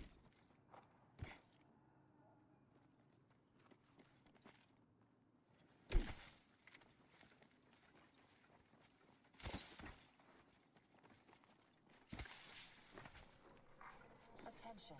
Shield battery here. Attention. There is a new Care package coming in. Watch out for the new kill leader, friend. But you can see in some cases, for instance, when the Stake hacker sends money to OX115492 4 days ago, that amount, 1 Ethereum, is currently worth $1,600. Okay, so it's not a small amount of cash. You know, it's a nice little stack of bones. And of course, that gets sent to Tether, which gets turned into stablecoin, and then of course Uniswap. So that kind of money does eventually end up getting extracted. But then again, you can see how when they removed one chunk of change, they also sent like 2,390 Ethereum to other accounts. So OXBDA. And of course, this account currently just has money sitting at $3.8 million. So again, the $41 million sum was by gathering all of their like cryptocurrency hack accounts and just adding that sum together. Now you might be wondering, well, Muda, how does this happen? Ladies and gentlemen, Ed Craven, the guy who owns Stake, pretty much talked about this entire situation. So he said 20 minutes of unauthorized transactions occurring, the incident was spotted and reported internally. Yeah, when they started seeing money get sent out of the casino versus into it, they were like, whoa, that's not how a casino works. We're supposed to be taking the money. What the fuck? Our incident response team moved to immediately focus on identifying and discovering the source of the sophisticated unauthorized activity. So again, they basically enabled all their containment measures. They decided to take all their hot stuff, I assume, cold, and tried to stop every single form of bad keys, malicious keys being used against them, which is some fact we're going to get into.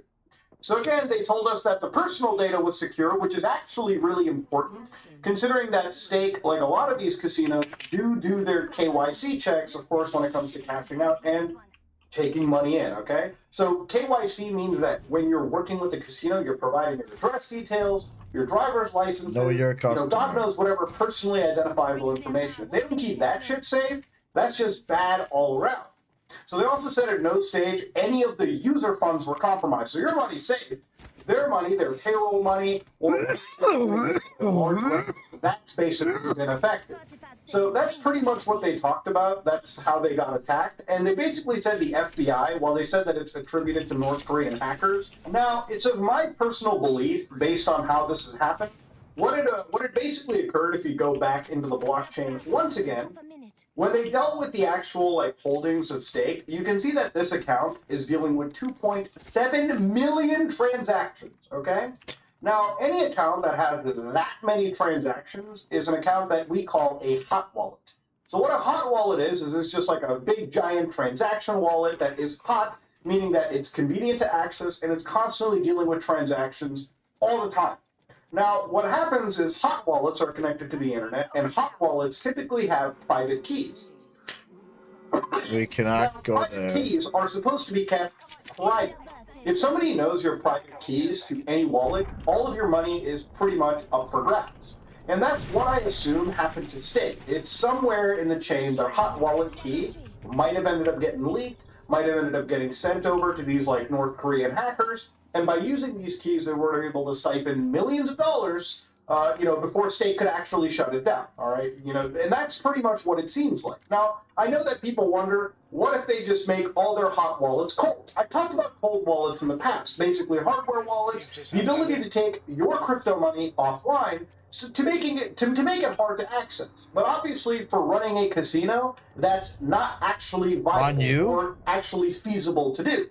So this is just nearly an unavoidable situation. They need this level of convenience, and with this level of convenience, gives the ability for them to be hacked for millions of dollars. Now, this said, ladies and gentlemen, I have I sent him back into the fight. Crypto casinos. I always find casinos and gambling to be a pretty dirty We can take this. But if it's one thing I do not like at all, and I think most people can agree with, is letting North Korea get access to $40 million. The North Korean regime is one of the most evil regimes in the world, and anytime they get $1,000, $100,000, let alone $1 million, it actually puts lives into danger, and it further destabilizes the safety of the world. Then getting a $41 million payout means Kim gets to eat pretty good, maybe buy a new Maserati, I don't fucking know. But point is, it's not a good idea, it's not a good thing to have happened. And while Stake will never get that $41 million back, given the fact that everybody is watching that wallet like a hawk, across the way on top. Neither will the North Koreans. Maybe that's the silver lining. $41 million sitting in limbo. If you can launder it, you should, because that's illegal. Ladies and gentlemen, if you like what you saw, please like, comment, and subscribe. Dislike it, dislike it. And Seth Rollins, I'm coming for you, boy. I'm coming hard. Don't care. You come in my face, I'm gonna fight you. This guy's hurt over here. Oh, fuck. I lost the one-on-one, barely. He just sealed up top.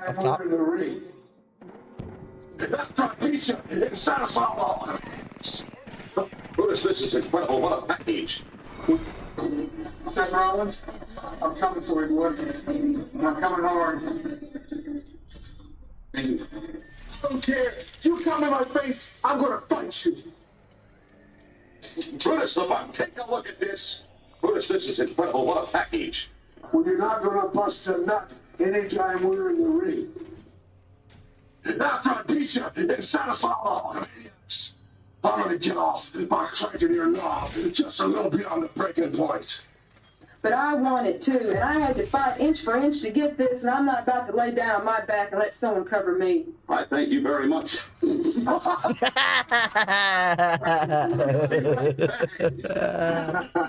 gonna have to apologize ahead of time because I'm gonna stretch his ass like it's never been stretched before.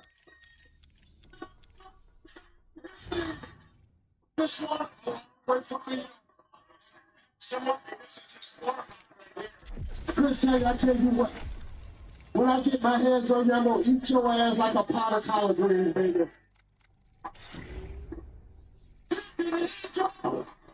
Shawn Michaels, you can hide behind that commissioner's sock just so long until I jerk a knot in your ass. Next thing, always coming from behind. It's Bishop Bill's body. It's awesome. And Mark Henry is handling the Big Johnson.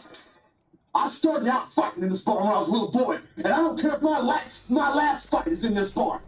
Jimmy Garvin touched me in a personal way you never touched me before. That's interesting. Then you step up.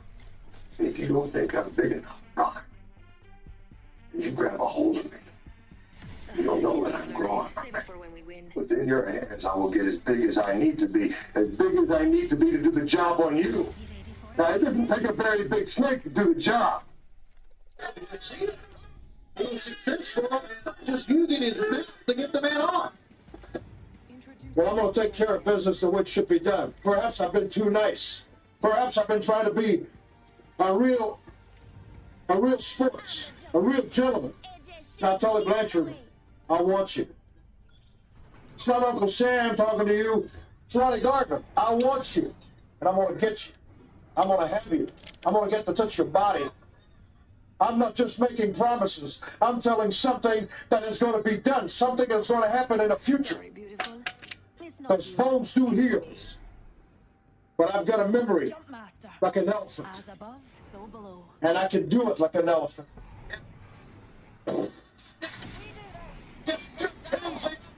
Well, even when I was a little teeny youngster, there were a few things that turned me on, dudes. Fine-tuned guitars and firm-feeling women. But in the twilight of his career, my kids turned me on. I am sick and tired of playing around with kids. I'm here to get out with the big boys. Listen up. There's been a lot of sports writers and sports editors flapping their ears about us getting soft. I'll tell you what. There's one part of our bodies that's soft. And it ain't soft all the time. If you catch my meaning, it's what you're gonna find out what it's all about. Because from the time I get in the ring with you, Guppy, it's gonna be a hard night. Nikita Koloff, when I was tasting you, brother, I found you to be not right now. Rey Mysterio not sucking off anybody. And Tully Blanchard, you can't run and hide from me anymore. And when we come to Philadelphia this time, there's going to be no mistaking what's going to happen. I'm going to come on you like nobody's ever come on you before. No baby doll at your side. Nobody to run distraction for you. Just you and I getting it on like two men should do. This isn't some game. This is where men are men and the boys stay on the side and watch what's going on.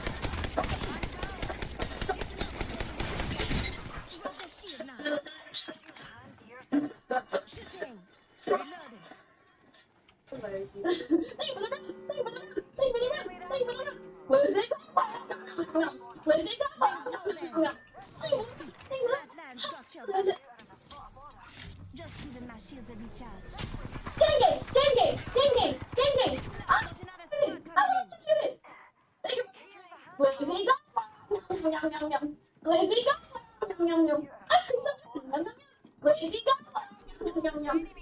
Oh, lollipops! They got it Friday. Oh, so sexy! I got it there.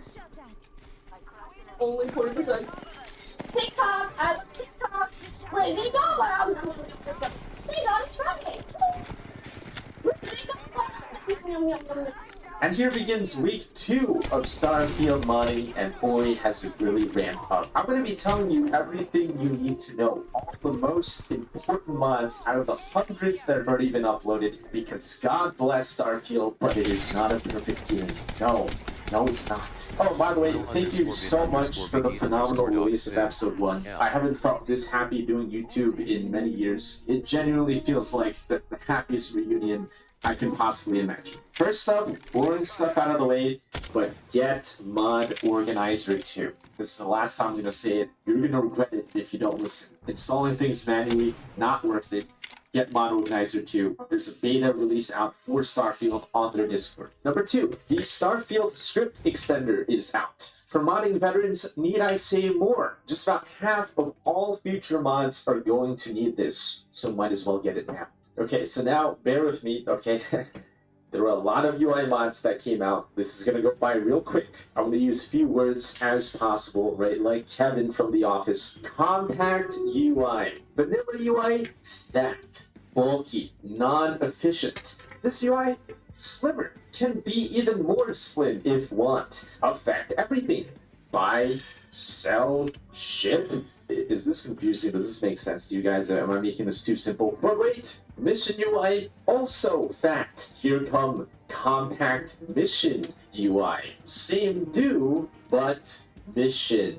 Okay, enough of that. Starfield can be a very intimidating game at the start because of the sheer amount of clutter and items that are everywhere. It's beautiful, but it's also a looting hell. What is a Grendel? What's that? What's a Grendel? Is that like a Smeagol? Is that like a Dobby? Oh, okay. What is a genetic sample bottle? Is that...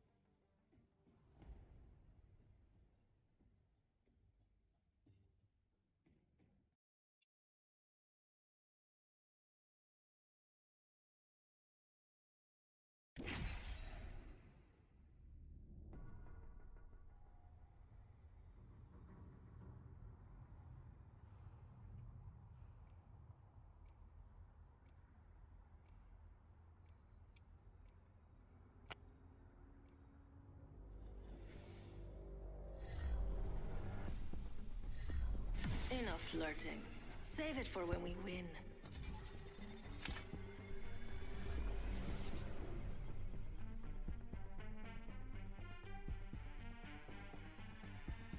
We've got a job to do, so shift your carcass.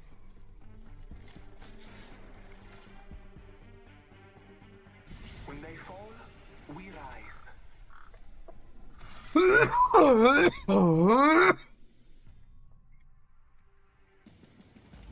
Introducing your champion. I look forward to meeting you all. Real close, then personal.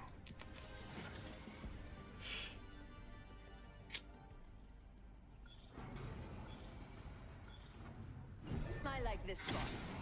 Let's find something good.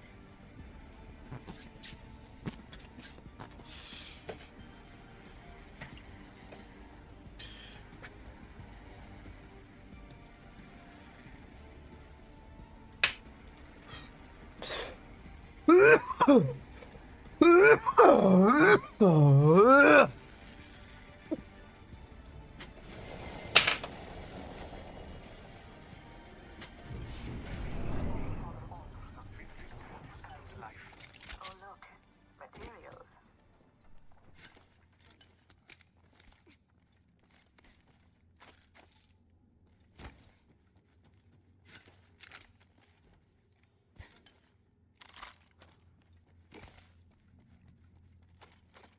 Office here. Round Sniper.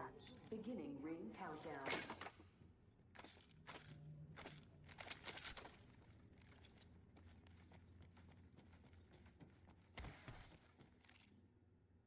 One minute until the ring closes, and everything here is gone for good. Oh look, materials.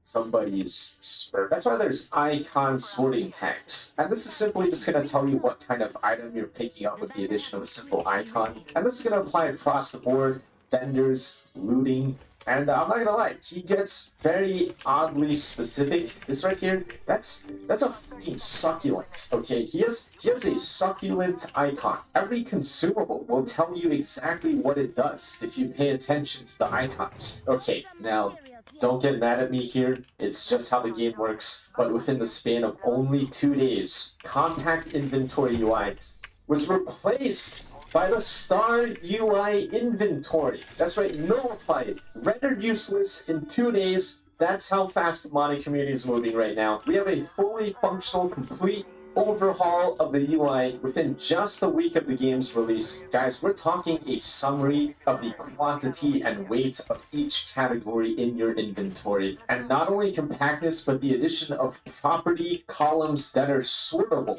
We're talking about extremely useful information like damage, DPS, mass, value, and even value per mass. I don't think I need to tell you how important this is if you're a true gamer, and if that's too much, you can even minimize them whenever you want, and if that's too little, you can even add more properties, everything from weapon types to rarity to contraband. You could make your inventory a whole ass Excel spreadsheet if you wanted to. And even more quality of life features. If you're a vendor, you can display how many of these items you have already in your cargo that you already own, and even the option to transfer entire categories of items between your cargo and inventory. This is great for materials because you are probably going to do that anyways. And you can also set it so that it doesn't transfer anything that's already favorited. There's other things like the scroll bar is wider. You've tried to grab onto that baby in the vanilla version and you've missed several times. Okay, don't lie to me. I know you did. Okay, it happened to me too.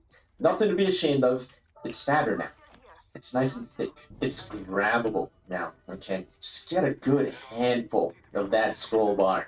Yeah, you even make it go faster too. It's all customizable in the init. You take 10 scrolls to get to the bottom, I take 3. We are not the same. And while we're at it, why not also enhance the dialogue interface? This is going to widen dialogue lines, so some lines don't take up 2 lines. It's going to center it, and it's also going to eliminate the black background for subtle text shadow for improved readability. Now that is definitely debatable though, because in some lighter settings, it still does kind of disappear a little bit. And I think this this one is going to come down to mostly personal preference and customizability, as the INI allows you to modify it in any which way possible, including making the text smaller, larger, right-centered, change the space between the lines, change the font. You can even add the background back, change its opacity, even its color. I mean, just look at all of this customness in. I mean, the options are truly limitless here. This is really a do whatever the fuck you want to do kind of mod. But this next mod is truly a game changer. If there's any one mod you should be taking from this episode, it is this. Do not sleep on this.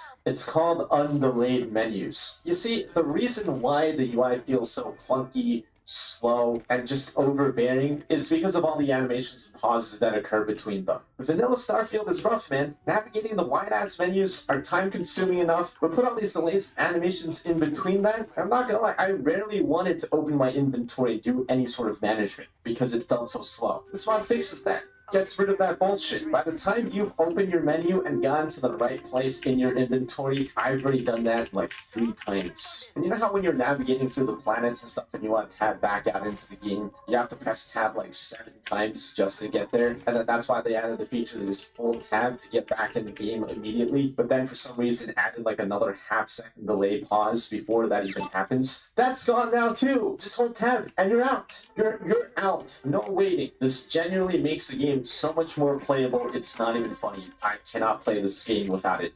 Seriously. Now let's change the player health bar with enhanced player health bar. And it's simply going to change your health bar color at 75% health, 50%, and then 25%.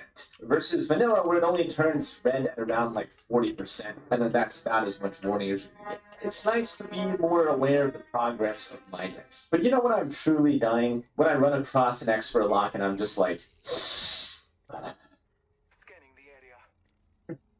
Is it this one? Do I start with this one? Maybe that one? No. Yeah, that looks right. Yeah. 10 rounds later, you're like, wait a sec.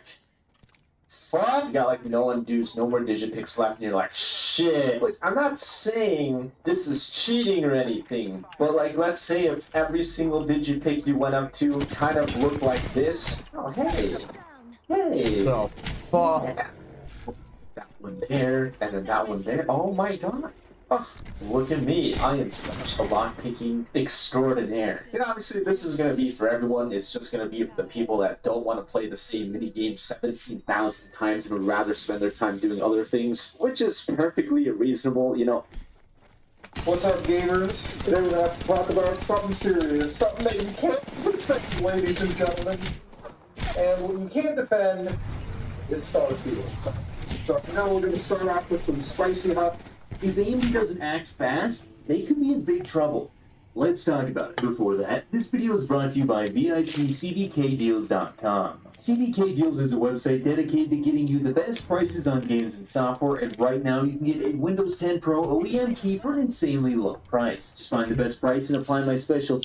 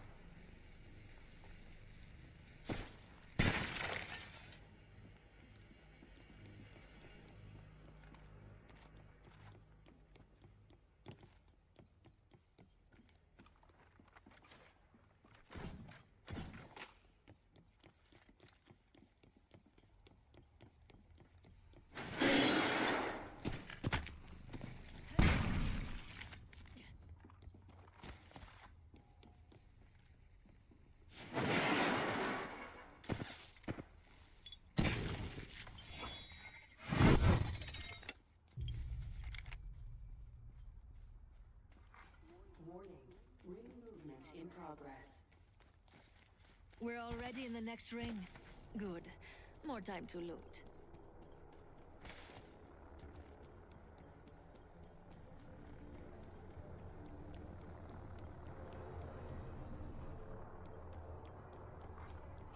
package being delivered. Care package on the way. I like the sound of that. Looks like that champion was all talk.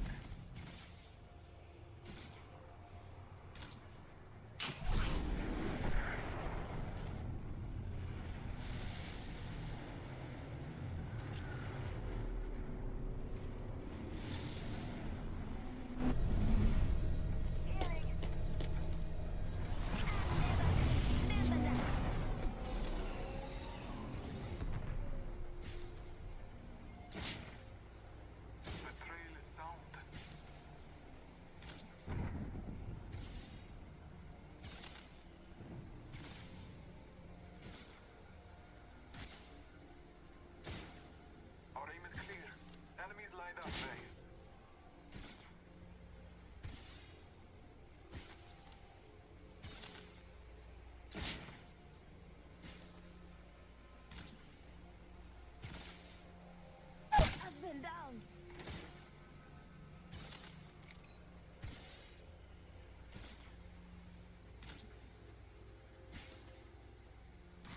New kill leader appointed. New kill leader? Interesting.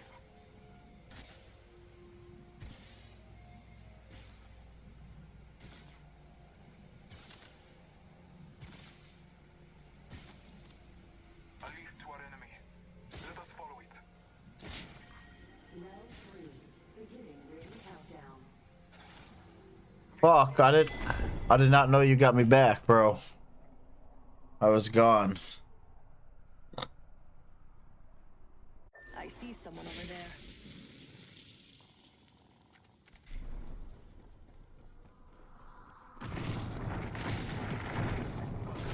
Scrappy DP says, MB. There's an enemy. Scrappy DP says, was AFK.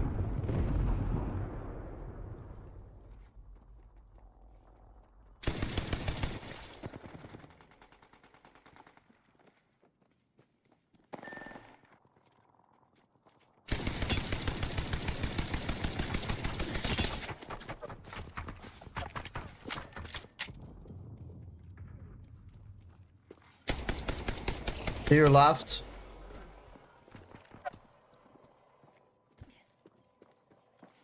Behind you now.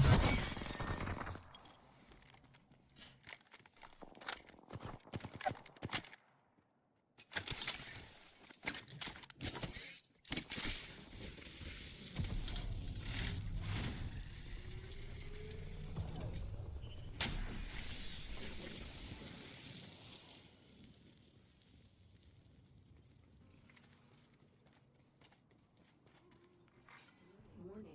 Group closing. Care package being delivered.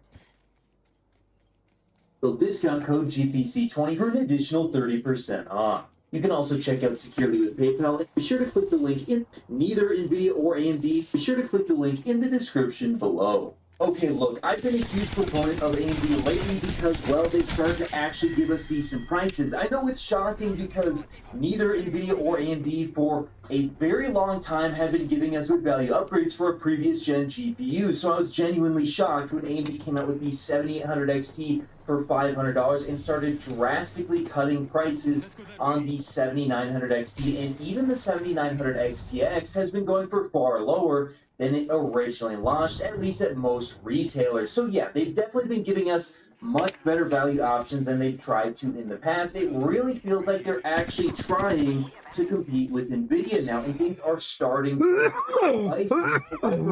It's not so simple because NVIDIA just revealed something.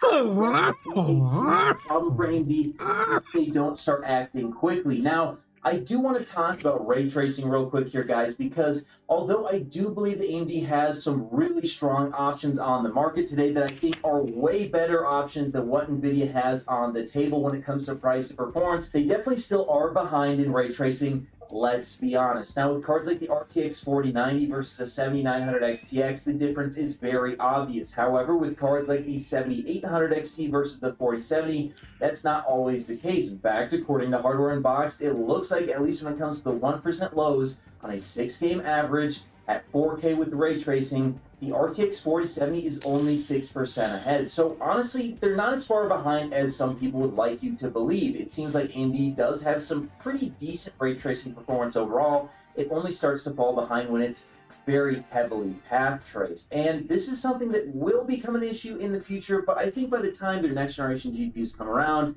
there could be substantial performance upgrades in ray tracing. But there's one thing they don't really have an answer for, at least as of right now, that could be a huge problem for them. Because honestly, guys, a huge reason as to why I don't focus in on ray tracing performance today is I genuinely don't believe it's worth turning on for the vast majority of GPUs. The only exception I would make would be, I think ray trace reflections are worth turning on basically every single GPU if you can afford to turn it on and stay at the same resolution. However, outside of ray trace reflections, as for the rest of the effects, while they can have a huge impact at times, they come at a huge performance cost when you start adding them all together, and they also have a ton of visual bugs. In fact, there's so many visual bugs I've seen when playing games that are path traced, such as Cyberpunk 2077, that it starts to beg the question, is it even really worth turning them on? If there's going to be all kinds of ghosting and smearing and muddy textures and all this sort of weird stuff going on, and it comes at a huge performance cost, making you have to actually upscale from a far lower resolution, does the end image actually look that much better? Well, it depends on if you're in motion, if you're standing still, and where you are. So for that reason, I've really been kind of the opinion that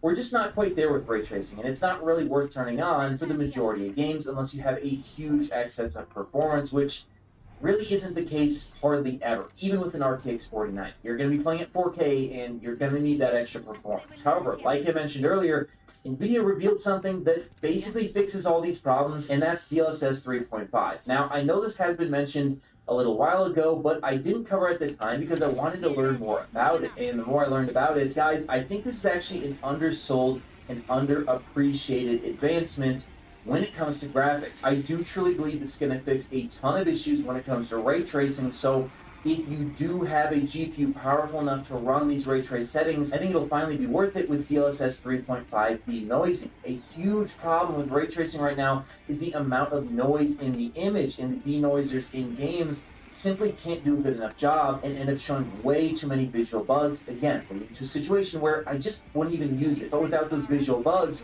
and a much cleaner image, I do think it is worth enabling ray tracing if you have the performance. So with the RTX 40 series, I don't think this is going to be a huge deal, because this is going to mostly impact people who have 4090s and maybe 4080s who have excess performance at 4K and 1440p in those couple of path trace games it's going to be launching on. However, by the time the RTX 50 series comes around and this tech is in far more games and applications, this is going to be a huge deal, and this is something AMD needs to have an answer for, because if NVIDIA is not only giving you more ray tracing performance at more performance tiers by next generation, but they're also giving you a better looking image, that's going to be a huge difference between them and AMD. So if anybody from AMD does end up actually seeing this video, please, guys, you have got to start working on something right now, because, again, this is not going to be a huge deal right now or even next week or even, 2 or 3 months from now. I don't suspect this will be having a huge impact for the vast majority of gamers. But by the time it does become a problem, probably by next generation, it's going to be a huge problem for AMD unless they come up with a solution. Now, AMD does typically have some sort of a solution not too long after NVIDIA reveals theirs. However, this does seem to be heavily actually utilizing AI capabilities in the card if their marketing is to be believed. So that is something that AMD is going to have to incorporate in their cards. More AI performance, or these sort of problems are going to continue to stack up. So that's my thoughts on this so far. I do think the future of ray tracing is very exciting, although still for now, without this new technology, without more ray tracing performance, I am going to say I think the vast majority of gamers should be playing games, even single-player games, with ray tracing mostly turned off, maybe with the exception of a couple settings like ray trace reflections. And for that reason, I still think that AMD, even with ray trace reflections on, has a heavy advantage when it comes to price performance across nearly the entire stack right now, up until the RTX 4090. Basically, where you going? 4060 or at least 4060 Ti through the 4080. Where'd our buddy go? Far too expensive considering their performance, and the extra ray tracing performance just isn't enough. We can't be getting that far away from each other. Come on back, Blue. Come on back, Blue. Prices, and the only card that's Blue. Come on back. 90 for me, and even then, it's not always worth it. But hey, that's just what I think. Do you think that DLSS 3.5 will be a big deal and will finally be the turning point for ray tracing? Will you fight or do you alone? think it's still going to be another couple generations before ray tracing becomes a huge deal? Let me know your guys' Will you thoughts fight in the comment alone? below, and of course, I'll see you in the next video. If you made it to the end of the video, be sure to drop a like. Scrappy DP Every says, time you do so, "Will you AMD fighting alone?" and NVIDIA release new GPUs. Also, if you want to see more, check out one of these related videos. You won't be disappointed. Scrappy DP says, "Green coming." What is up? The internet. If there was a YouTube rewind this year, I imagine the bulk of the content would be I received 0 contributions.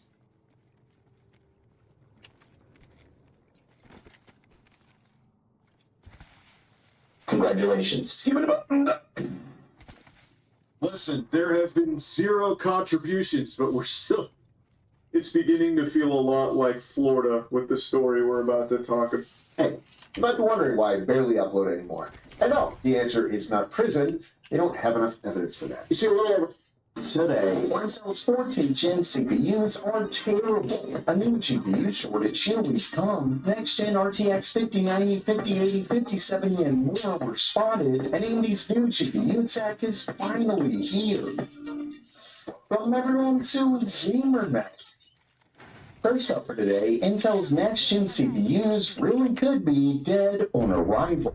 Recently, I covered a benchmark that made Intel's 14th Gen CPUs look alright, but that was just a Geekbench benchmark, one that's not all that great at showing real-world performance. But today, we got a chance to see their 14900K in action on Cinebench. And while Cinebench is still a synthetic benchmark, I'd argue that it's good at showing what the CPUs can do in professional workloads. And here, it's just pathetic. As you can see, the CPU was leaked in the new Cinebench 2024, and in it, the 14900K got a single-core score of 128 and a multi-core score of 2161. When we compare that to the 13900K, the single-threaded score is essentially the same, and the multi-core score is only 5.7% faster. And when compared to the 13900KS, it's a measly 2.3% faster. Of course, their next-gen parts are said to only be a refresh, but given it's on the same architecture with only a slight boost to clocks, that performance will come at the cost of higher power draw.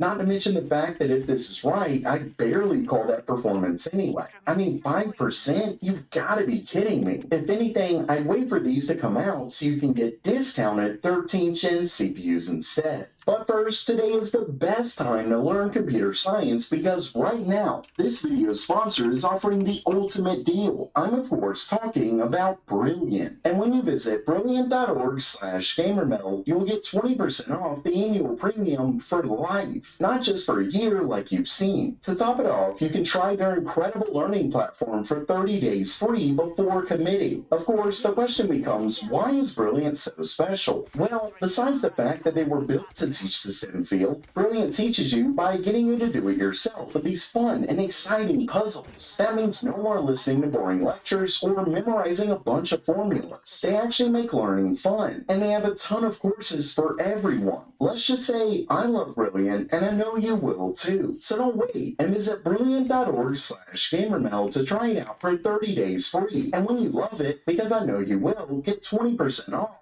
for life.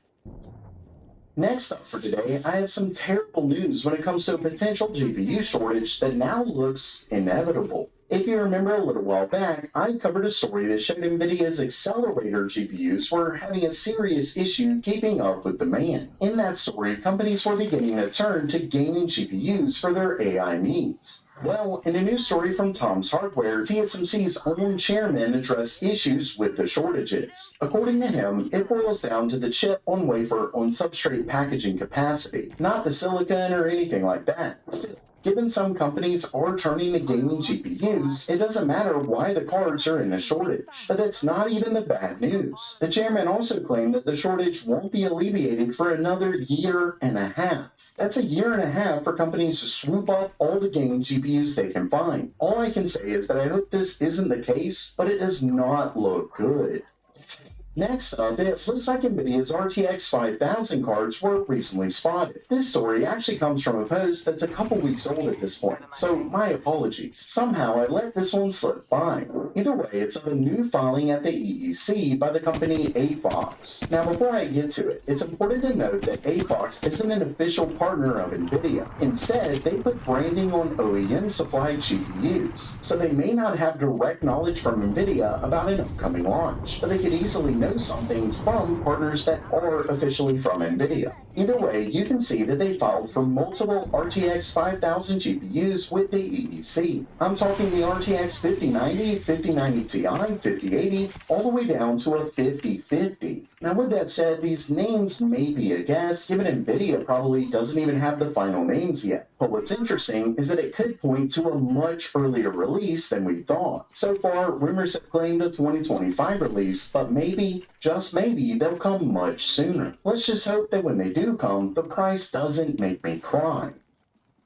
And lastly for today, AMD's new GPU tech is finally here. In their most recent driver, AMD has added support for both HyperRX and Anti-Lag Plus. Remember that HyperRX was originally announced last year during the announcement of the RX 7900 XTX and XT. It was billed as a one-click driver-level solution to turn on everything AMD suggests to get the best performance out of your GPU. But they promised it would be released in the first half of this year. And as you know, that didn't happen, but it's finally here, and it definitely is interesting. It effectively enables Radeon Boost, Radeon Anti-Lag Plus, and Radeon Super Resolution. And while that may not seem all that interesting, I do like the concept. Lately, both NVIDIA and AMD have been releasing new GPU technologies left and right. Between all the different super resolution technologies, frame generation, anti-lag, and more, it can be tough to keep up. Plus, it can be a bit of a pain going through each one in every new game to turn them on. But because this is a driver-level switch, you won't have to go in every individual game. AMD just does it for you. And as you can see by their graph, HyperRX can make a difference. But of course, HyperRX doesn't actually add anything new. It just makes it easier to enable. And that's what I find interesting about their second release with this driver. We saw it just recently, and now it's here, Radeon Anti-Lag Plus. Here you can see that it actually makes a pretty stark difference when compared to their regular anti-lag tech. So it's definitely a nice addition. Of course, this was released to go with frame generation with FSR3, given latency is added when you generate those frames. One downside about both this and HyperRX is that they're currently supported on RDNA 3 cards only. You can see that in my briefing for both of these, they're only supported with their RX 7000 cards and 7040 series APUs. That's obviously a bummer given older cards do get support for frame generation. But as I said in that announcement video, basically frame generation on FSR3 is 100% supported across these GPUs, but they're also offering frame generation on a driver level, and that is RX 7000 only. We'll have to see what the differences are between the two types. Either way, AMD's HyperRX and new Anti-Lag Plus are here. So while that does it for today, are you pumped for AMD's new technology, or are you more interested in NVIDIA's next gen? Let me know down in the comments below. And don't forget to try out Brilliant for free at brilliant.org/gamermeld. And as always, have a great day. Hey, welcome to my shop. I just wanted to do a quick video to let you know about an important change in Google Chrome default settings that's happening with respect to ad privacy and what you can do in order to protect yourself from these changes if they're not something that you want to participate in. Long story short, Google is adding a system to the browser that allows advertisers to basically profit from your browser history and have ads targeted to you based on what's in your browser history and in your browser pattern. And so if you don't want that, there are 3 settings you need to change, and I'll show them to you right now. So what you need to do is to go to Chrome://settings/ad-privacy with the P capitalized in privacy. Once you've got that in your address bar, simply hit enter, and we'll go and take a look at the settings. The first thing we click on is Add Topics, and we simply click the slider to slide it over to off, and we go back up to Suggested Sites, turn that one off, and we go to Add Measurement, and we'll turn that one off for good measure too. Make sure you're subscribed to Dave's Garage for more awesome privacy tips and security tips and software tips like this one. Welcome to Roundup Live. Starfield is out, and what a massive success it has been for Bethesda and Microsoft, despite Todd Howard saying your computer. That's right. That's right. The game officially launched yesterday and earlier, pre-orders and whatnot. And already you can't swing a dead cat without hitting a stream or a promotion or Xbox Starfield patches. That's not a phrase. Swing a dead cat is absolutely a phrase. It's been a blitz for the game, and thankfully it seems like the title lives up to the hype, which is good to see every now and then. According to Microsoft Gaming CEO Phil Spencer,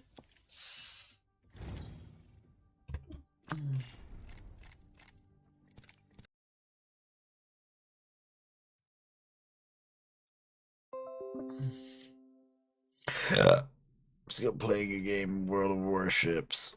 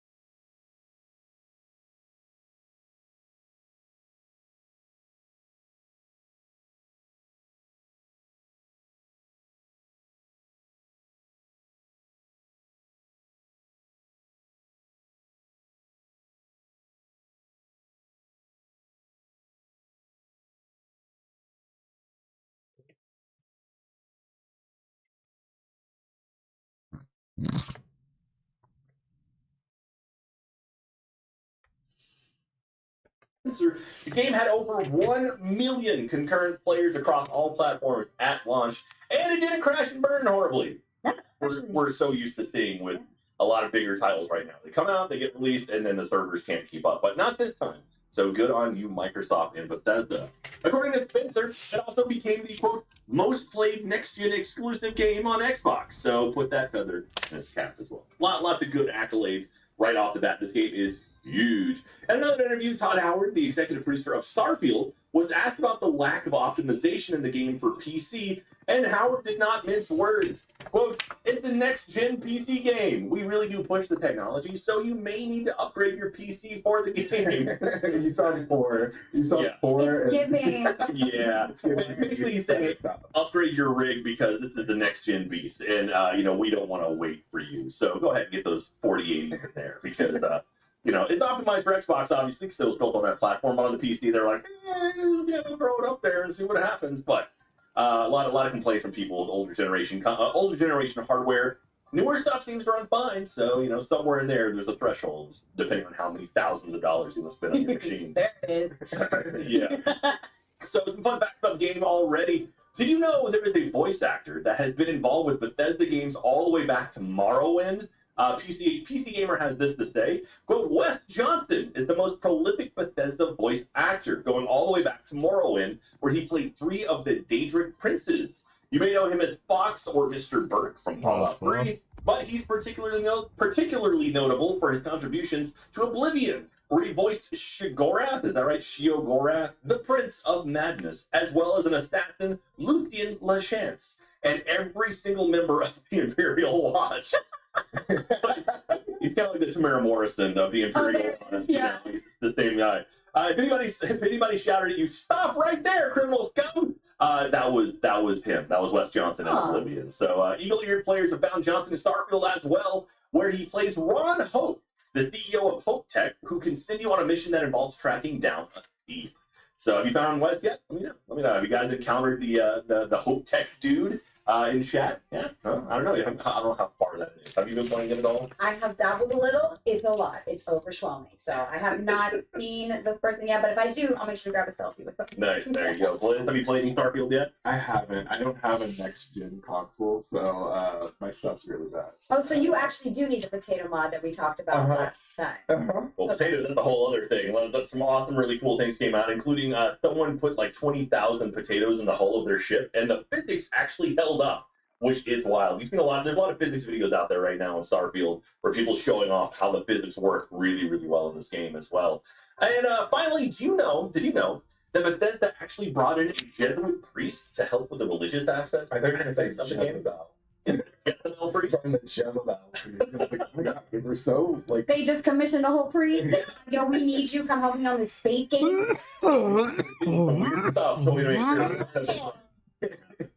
That's right. The Satan Gang, pardon my horrible pronunciation, he was a writer on Fallout 4 and Skyrim and left Bethesda to become a priest. He was then consulted on the religious side of things in Starfield and wrote the religious text for the Sanctum Universum, which is one of the religions in the game. So I guess religion plays a larger part of the game than I would have thought. I'm all about unitology.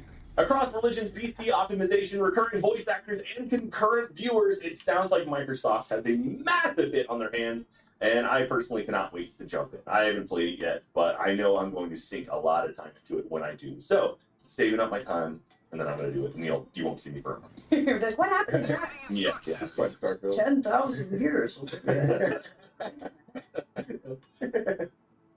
yeah, that's it. You know what platform Starfield is not on is the Switch.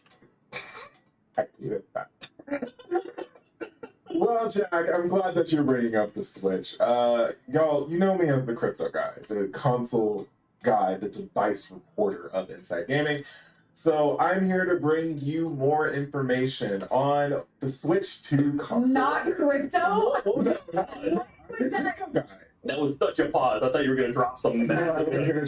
Switch 2. Because like, I feel like every time we talk about the Switch 2 or what the Switch 2 could be, it's like all supposed right now.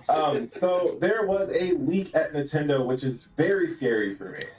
Not for me, but just scary in general. I'll explain why I'm using the word scary. This information comes from I'm a Hero 2, which states that the Nintendo dev kits are already out and about, with Sega and Square Enix already having their hands on them.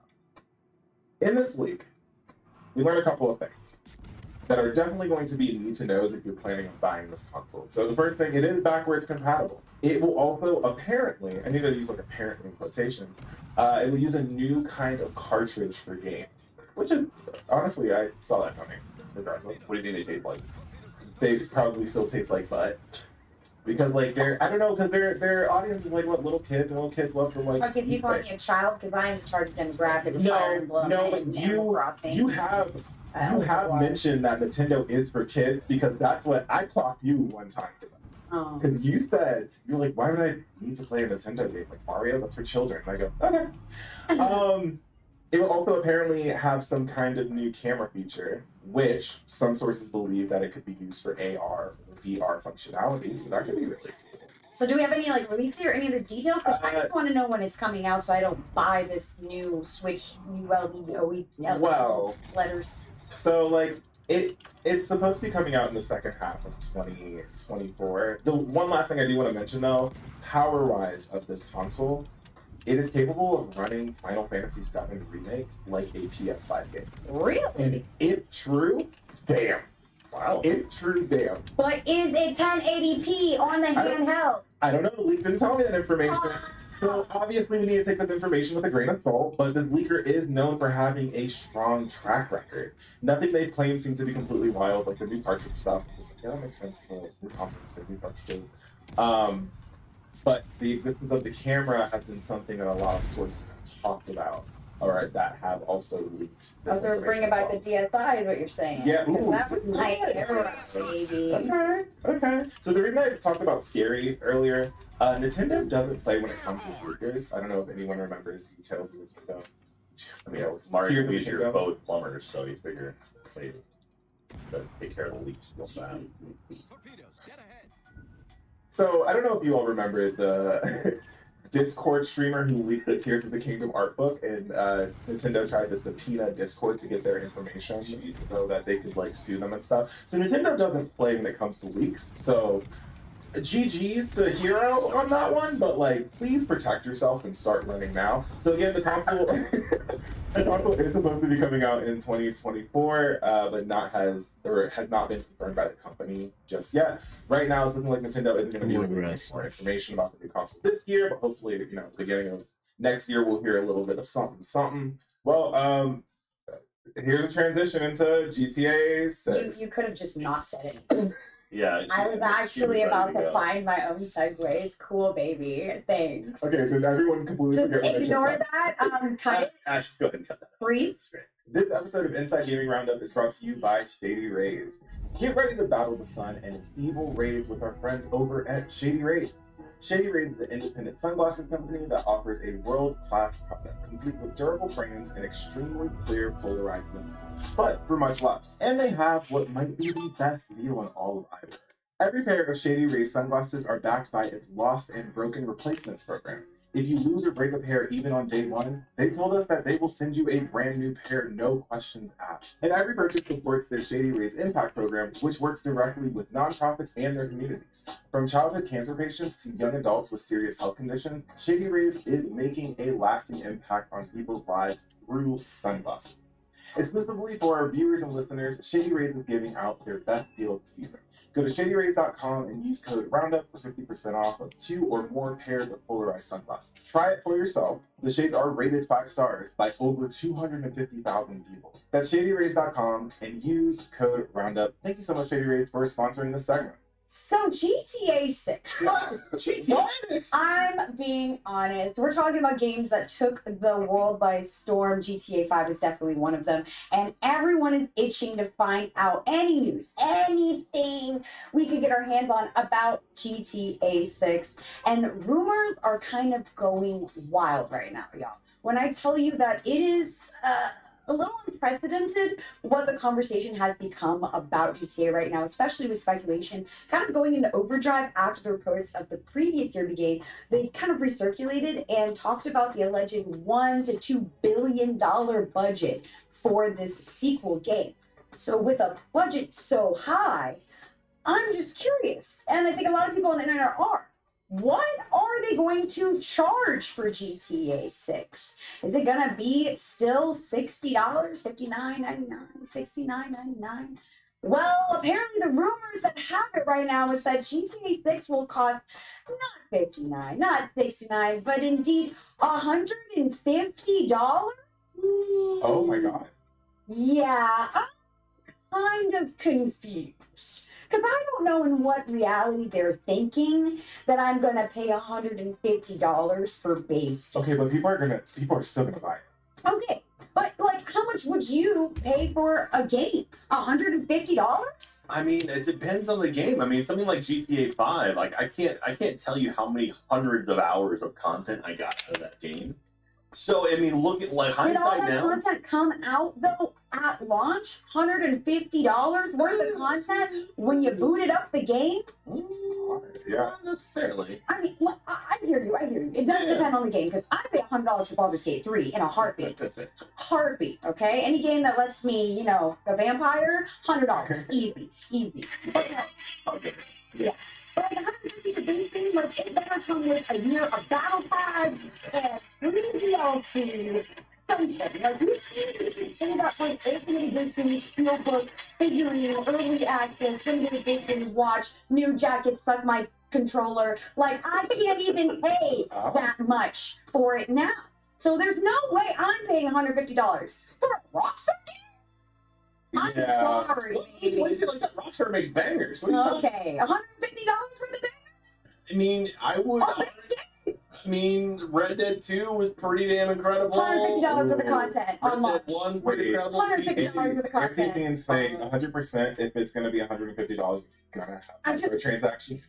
I just want to not play a fetch quest game. I'm sorry. I just want a game that's to be good for $150 that doesn't require a community to build role playing around it for it to still be sustainable after launch. Like, I'm sorry. Coming out swinging. Look, if it's good though, and I hear you, it is a game that has been going on for a long time. GTA 5 is definitely one of those legendary titles. So if GTA 6 is going to come out, it's got to be a game changer, and it can't be rinse and repeat Rockstar for me. Because you're not going to get a me to fork up $150. You might get some fans, hardcore homies who are still playing that online right now in your servers or whatever. I love y'all. But if you want to get anyone new to the fandom, I don't think $150 is the number you should go. I don't know about you.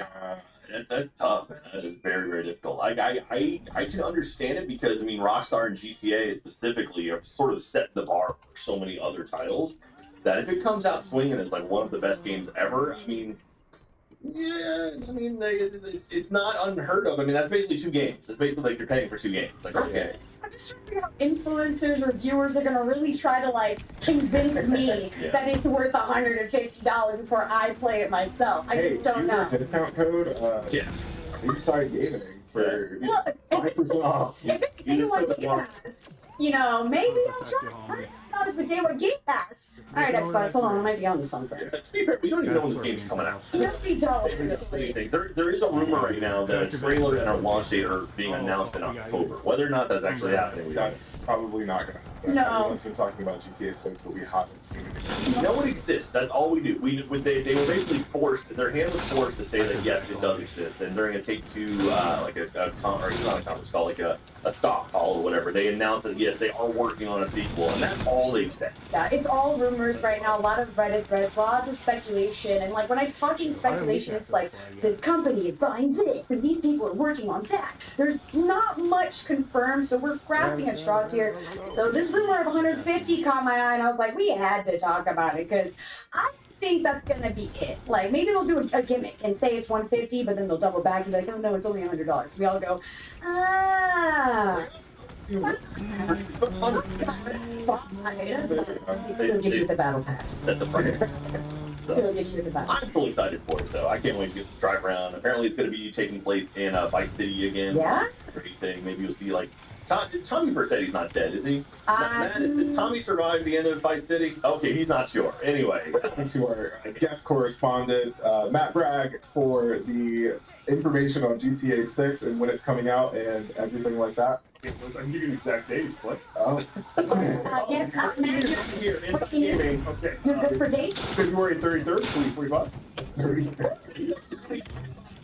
We need to get stuck on a 30. Long lifetime of GTA 5. 22 years from now on a fake day. Here we go. Thank you very much, Matt. Well, enough about games that don't exist at the moment. Let's talk about some games that do exist, some new releases. Let's talk about some new games. How about this one? Relive the most memorable moments from Final Fantasy VII and experience the journey of a young hero, Sephiroth. And Final Fantasy VII Ever Crisis. Experience both classic and new stories within the Final Fantasy VII universe, presented in a retro-style look combined with modern, beautifully rendered graphics that's easily accessible on the go. Team up your favorite characters and customize each one with iconic gear and weapons to defeat powerful opponents in solo or co-op battle mode. Final Fantasy VII Ever Crisis is hitting the iOS and Android today. It's a mobile game, everyone. Yeah. Got me so off Well, with this the game legend right now. returns. King Bounty 2 is a long-awaited sequel to the legendary King's Bounty video game franchise. One of the most iconic representatives of a turn-based RPG games comes to console. So King's Bounty 2 is coming to PlayStation 5, Xbox Series X, and it's coming out today, September 7th. Today, escape to the magical life of your dreams. Or What? One shot. In Petty Farm, a farm sim RPG for 1 to exploded 4 today. players. I assume that's not 1 to 4 years old. So 1 to 4 players craft, cultivate, and decorate to grow your homestead, and use spells to explore the enchanted island of Azoria. This sounds like a farm bill clone. Is that what it is? Okay. Got it. We played on Facebook 10 years ago. Petty Farm is coming to Switch and PC tomorrow, September 8th. Experience hoops culture in NBA 2K24. You like basketball, but can't play it outside in real life? Well, look no further. The latest edition of NBA 2K Basketball Simulator is yours to play. That's right. Coming to PlayStation 5, Xbox Series X, PS4, Xbox on Switch, and PC. Not sure how it's going to play on Switch, but you can get it September 8th, 2023. That's right. Now, this year. All right. Oh, wow. Nice. All right. I think that's all the games. Okay. That'll do it. Thank you so much, everyone, for tuning in for Roundup here. Make sure to check us out live when we stream on Mondays, Tuesdays, and Thursdays at twitch.tv/roosterteeth from 3 until 7 p.m. Central. And thank you so much for watching. Make sure to subscribe, like, send it to all your friends, tell everyone, hey, Inside Gaming, they're like the best, and I love them, and you should watch them. And that's your weekend project. Tell everyone you know to follow Inside Gaming on Twitch and here on YouTube. So, yeah, that's it. That's all I got for you. Anyone else? No, we're done. No, yeah, we're done. This is Inside Gaming. Thanks for now. Stay tuned for more news updates. We'll see you next time. Bye.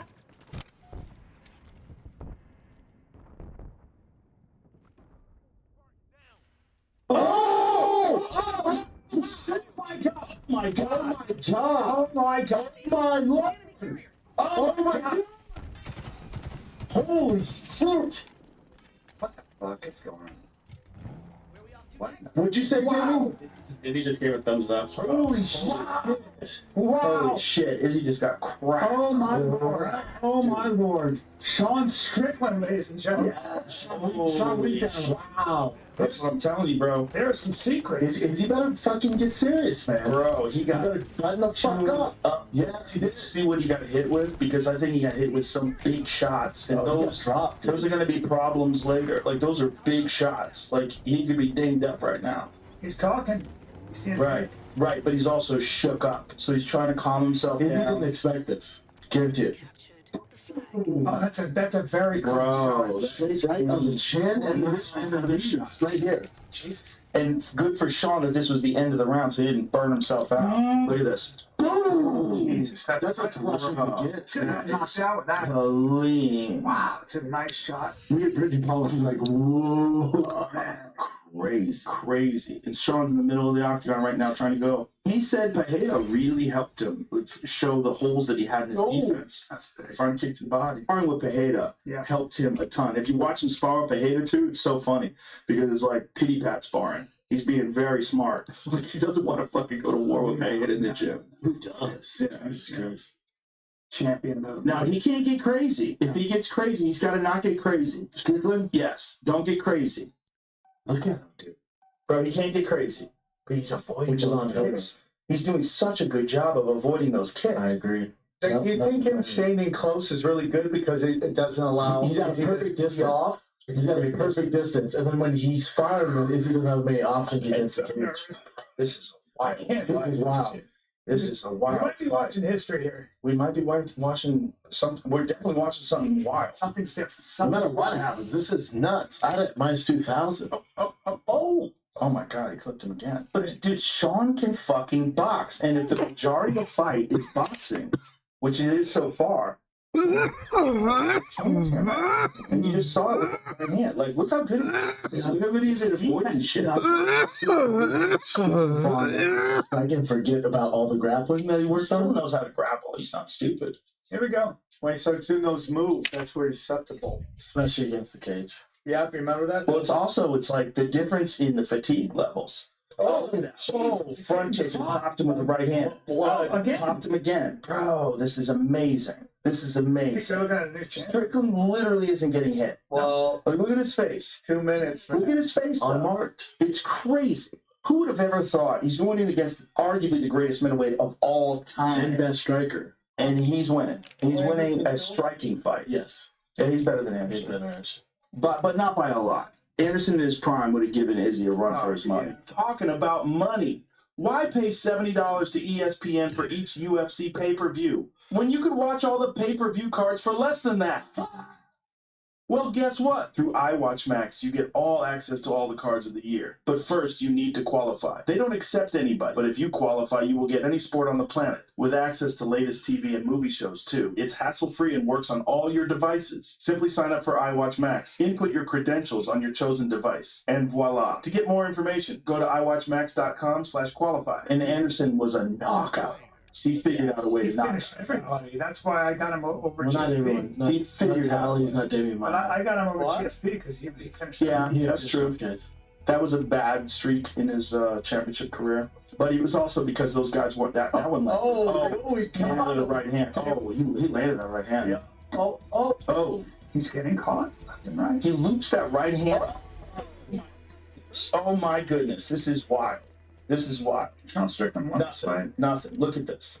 That's incredible. This is God, insane. incredible. And Sean just keeps walking. And look at Sean. He's not even breathing heavy. Nope. He's still foot on the pedal. Insane. And also so smart with those front kicks to the body and the distance management. His distance management from all that fucking sparring is so excellent. Look at popped him with a jab again. Oh my God. That's I've never seen Izzy miss like this ever. Bro, he's getting really tired. I mean, this guy, like I said, oh, right hand again. Dude, like I said, when a guy is in your face like this and you're backing up, it's twice as exhausting as moving forward. Dude, Sean Strickland, world champ, is insane. It's happening. But look at his face. We have 30 seconds. Look at that. Front kick to the body. Look at Izzy. Look, man, he pulls it down. 35 seconds. Sean just front kick to the body. You gotta go for it, right? Don't talk shit, talking shit. Let's go. He's gonna come on, let's go. Let's fucking go. Look at this. Look at him. Oh shit! Front kick to the body. Oh, Izzy's tired. Dude, he's not even. Look at this. Look at this. Talking shit. Sean, okay, Sean, come on. Sean, get through this. He won. He won. 100%. 100%. 4-1, maybe 5-0. I think it's 5-0. I think 5-0. I think 5-0. I think it's the new middleweight champion of the world. That is fucking crazy. There's one round where Izzy might have won. Might have, but I don't think he did. All those significant strikes, that's all nonsense. You're looking at leg kicks that get checked. You can't count those as significant strikes. That was amazing. So what do you use that? It says say Strickland wins this. What do you do? Hamzat still? No, it's a rematch, automatic rematch, right? You gotta have a rematch. Izzy's Conor McGregor. The rematch is in 100% the big money, and that's what would be smart to do. Agree. And Duplessis like, okay. Wow, Izzy doesn't want to hug him. Yeah, they don't like each other. Well, he likes him less now. He just took his fucking world title. These replays. Look at that. See him knock his hand out of the way like that? Oh, damn. Pulled his hand right out of the way. These MMA experts are bringing up their fucking tweets about a 2-1 or out of their fucking mind. What 2 rounds would you give to Izzy? Oh, they're out of their mind. Get the fuck out of here. They're out of their mind. I love Izzy as much as the next guy. You can't find 2 rounds. I mean, this was wild. I think everybody. Look at that jab. Ducks under, boom, He left fought hook. an amazing fight, man. He Amazing. fought an amazing fight. We just watched history. That's a huge upset. Huge. Biggest ever in championship rounds. It's, look at this. Look at this. Is it? Look at this. Look at the end of it. Come on, let's fucking go. Front kick to the body. And Izzy can't do shit about it. Just that alone. Just that alone is crazy to watch. Yeah. Fucking shit. Come on, you fucking pussy. You saying, come on, you fucking pussy.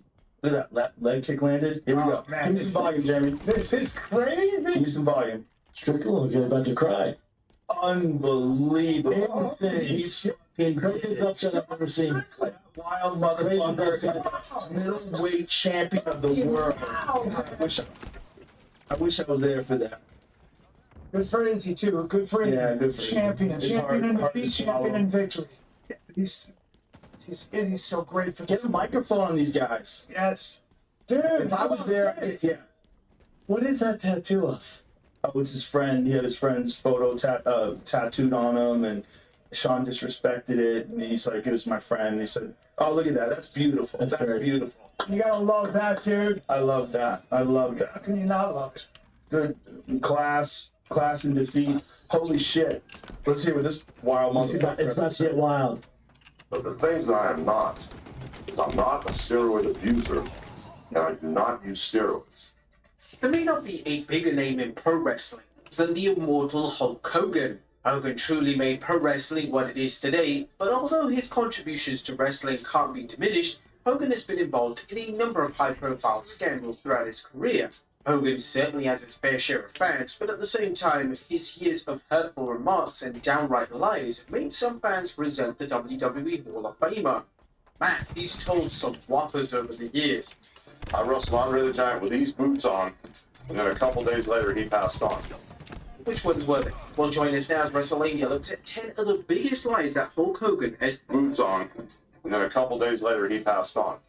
Which one's worth it? Well, join us now as WrestleMania looks at 10 of the biggest lies that Hulk Hogan has ever told.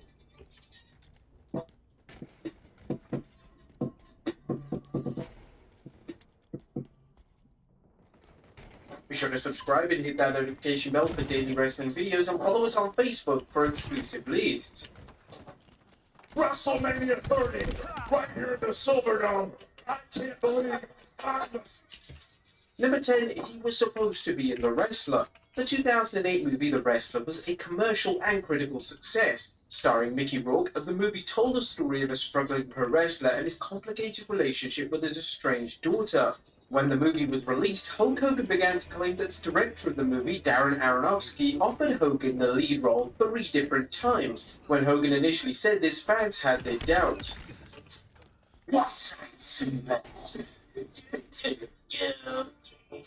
Hogan was a terrible actor, and it was unlikely that he would have been offered a movie of this magnitude. Embarrassingly for Hulk Hogan, it was later revealed by the director himself that Hogan was never contacted to be in the movie at all.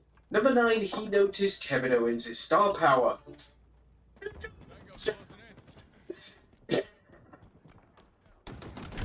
Shortly after Kevin Owens' acclaimed feud with John Cena in 2015, Hulk Hogan did an interview with Radio Yorkshire, and in this interview, he claimed that he was the first one to ever notice Owens' star power and potential. At this point, Owens had cemented himself as a top superstar in the WWE, and Owens, before his run in WWE, had been on the independents as a top name for over a decade. Hogan, during the interview, said, "Well, I hate to brag about it, but I'm the first one to point the finger at Kevin Owens. I saw him on NXT, like his second match, and saw him just chop and beat and grind and beating his guy down and doing it the old school way and really understanding how to get beat. Doing it the old school way, and I said, that's the guy. I said, that's the guy. I don't care if he looks like a wrestler or looks like an ice cream salesman. I don't care. That's the guy." In this interview, Hogan would attempt to take credit for Owens' success. He tried to make a point that it was him who directed WWE to position Owens in a top spot in the company. Hogan's claims are truly laughable, and it's baffling that Hogan believed that anyone would actually buy into what he was saying. Number 8, he claimed The Undertaker damaged his neck. Now, the finish of the match between Hulk Hogan and The Undertaker at 1991 Survivor Series saw The Undertaker capture the WWE title for the first time.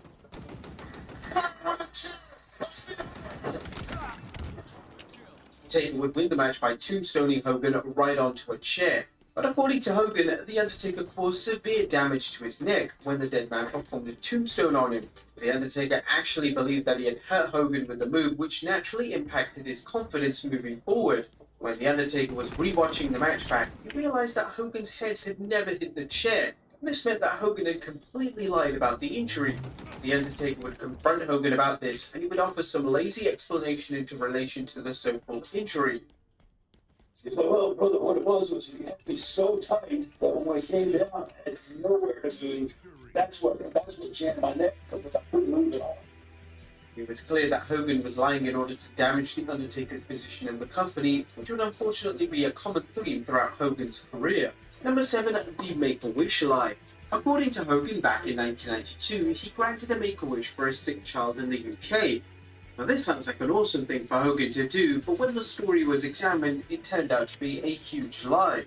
Hogan claimed that he secured a sick child tickets to SummerSlam, which was taking place in London, England. Hogan revealed that the kid was a huge Hogan fan and he wanted to see him perform on the show in the main event. The thing is that Hogan was never at SummerSlam in '92, and even worse, he wasn't even in the UK at the time, meaning he could never have met the poor child. Hogan using this fabricated story to make himself look good goes to show just how low he will sink to make himself look like the hero of his own story. Number 6, Mike Tyson was scared of him. One of Hogan's most nonsensical lies relates to himself and Mike Tyson. Hogan claims that whilst he was in WCW, a pay-per-view match was going to take place between Hogan and Tyson. This would have been a huge success for WCW, as Tyson was one of the biggest stars in the world back in the 90s, and the WWE obtained great success when he was involved in their WrestleMania build in 1998.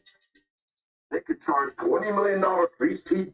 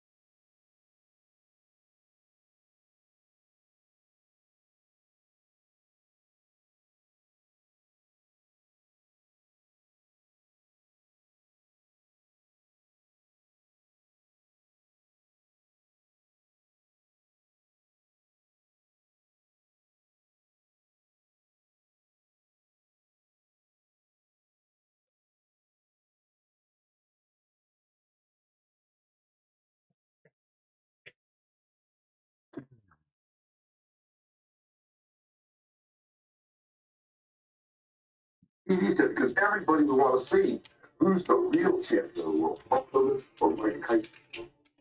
Hilariously, Hogan claims that the reason that this planned match didn't take place was because Tyson was scared of him.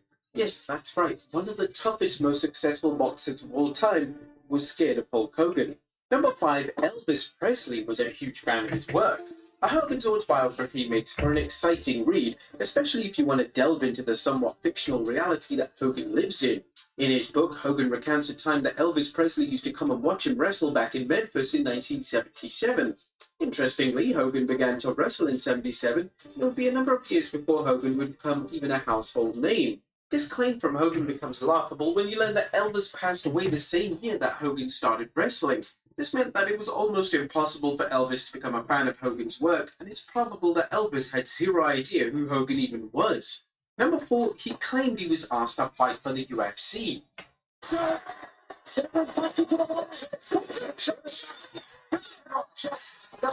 Number 4, he claimed he was asked to fight for the UFC.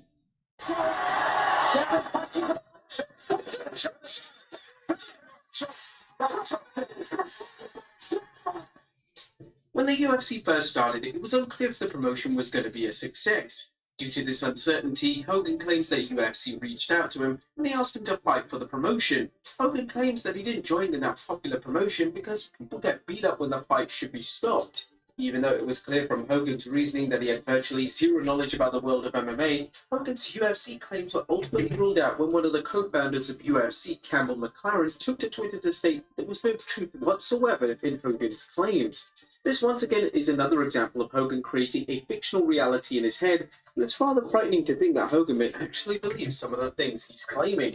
Number 3, he claimed he broke his ribs at WrestleMania 18 against The Rock. A Hogan and The Rock colliding at WrestleMania 18 made for one of the most acclaimed WWE matches of all time. The match has managed to last the test of time, and it's certainly a highlight of both superstars' respective careers. When the match was over, it was clear that Hogan had seriously injured his ribs and he looked in serious pain. Hogan later revealed that he had broken his ribs when The Rock performed a rock bottom on him, and fans took Hogan's word on this, and seemingly so did The Rock. However, in reality, Hogan had already gone into WrestleMania 18 with broken ribs. He had broken them during a house show match against Rikishi, and for whatever reason, he wanted the people to believe that the match with The Rock caused him to break his ribs. This lie offers parallels to the time Hogan lied about The Undertaker injuring him, so it's clear that Hogan gets extremely insecure when performing against top names in the wrestling business. To make things worse, in later years, Hogan had publicly declared that he did in fact go into WrestleMania 18 with pre-existing broken ribs. Number 2, he claimed he came up with the idea of the NWO with different members. The NWO were one of the most influential stables to ever grace a wrestling ring, and according to Hogan, it was him who came up with the idea for the legendary group. This claim has been rebutted a number of times throughout the years, including by Hogan's real-life friend and former WCW president Eric Bischoff. It was actually Bischoff himself who came up with the concept, mainly thanks to inspiration from New Japan Pro Wrestling. Bischoff has always been open in discussing the fact that he used an idea he'd already seen for the stable. Hogan claims that he wanted the NWO to feature himself, the Booty Man, and the Nasty Boys. Safe to say that if WCW went down this route, they would have lost the Monday Night Wars a lot quicker. And number 1, the WrestleMania 3 claims. WrestleMania 3 featured one of the most iconic moments in the history of wrestling. Hogan would body slam Andre the Giant in a truly memorable spot that virtually every wrestling fan knows about. But although the spot was truly magical, this hadn't stopped Hogan from lying about the specifics of the spot. The first lie Hogan has repeatedly told over the years is that he was the first person ever to slam Andre. This is untrue. Andre had been slammed a number of times prior to WrestleMania 3, including once by wrestling legend Harley Race.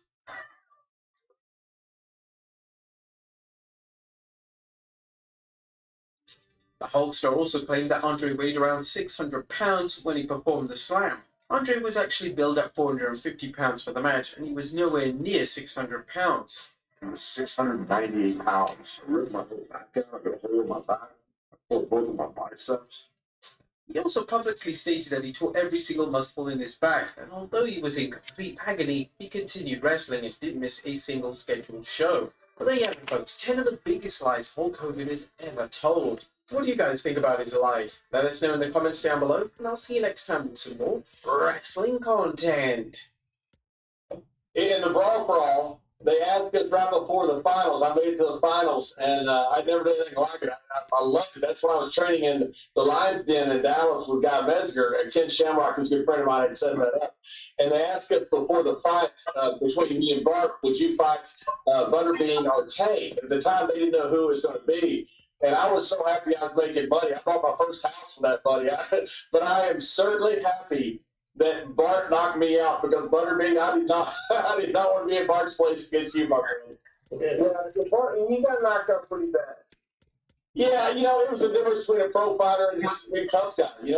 Shamrock and I snuck over and watched you warm up a little bit. And when I saw you hitting the pads, it was so hard and so fast. I told Kenny, I said, oh my goodness, I said, Bart's in trouble, isn't he? And he said, yeah, he's in a lot of trouble. It's just the difference between a professional fighter and just a real big tough guy. Because Bart was a big tough guy, and Bart was a really good friend. I hate for him to lose, but that's what happens. Well, if he would have come out just swinging like he did with Arnold, just come out there brawling, and he tried to box too much. That was his big downfall, I think. That's right. He moved in. I still would have knocked him out, but I think he would have done a lot better if he just come out swinging.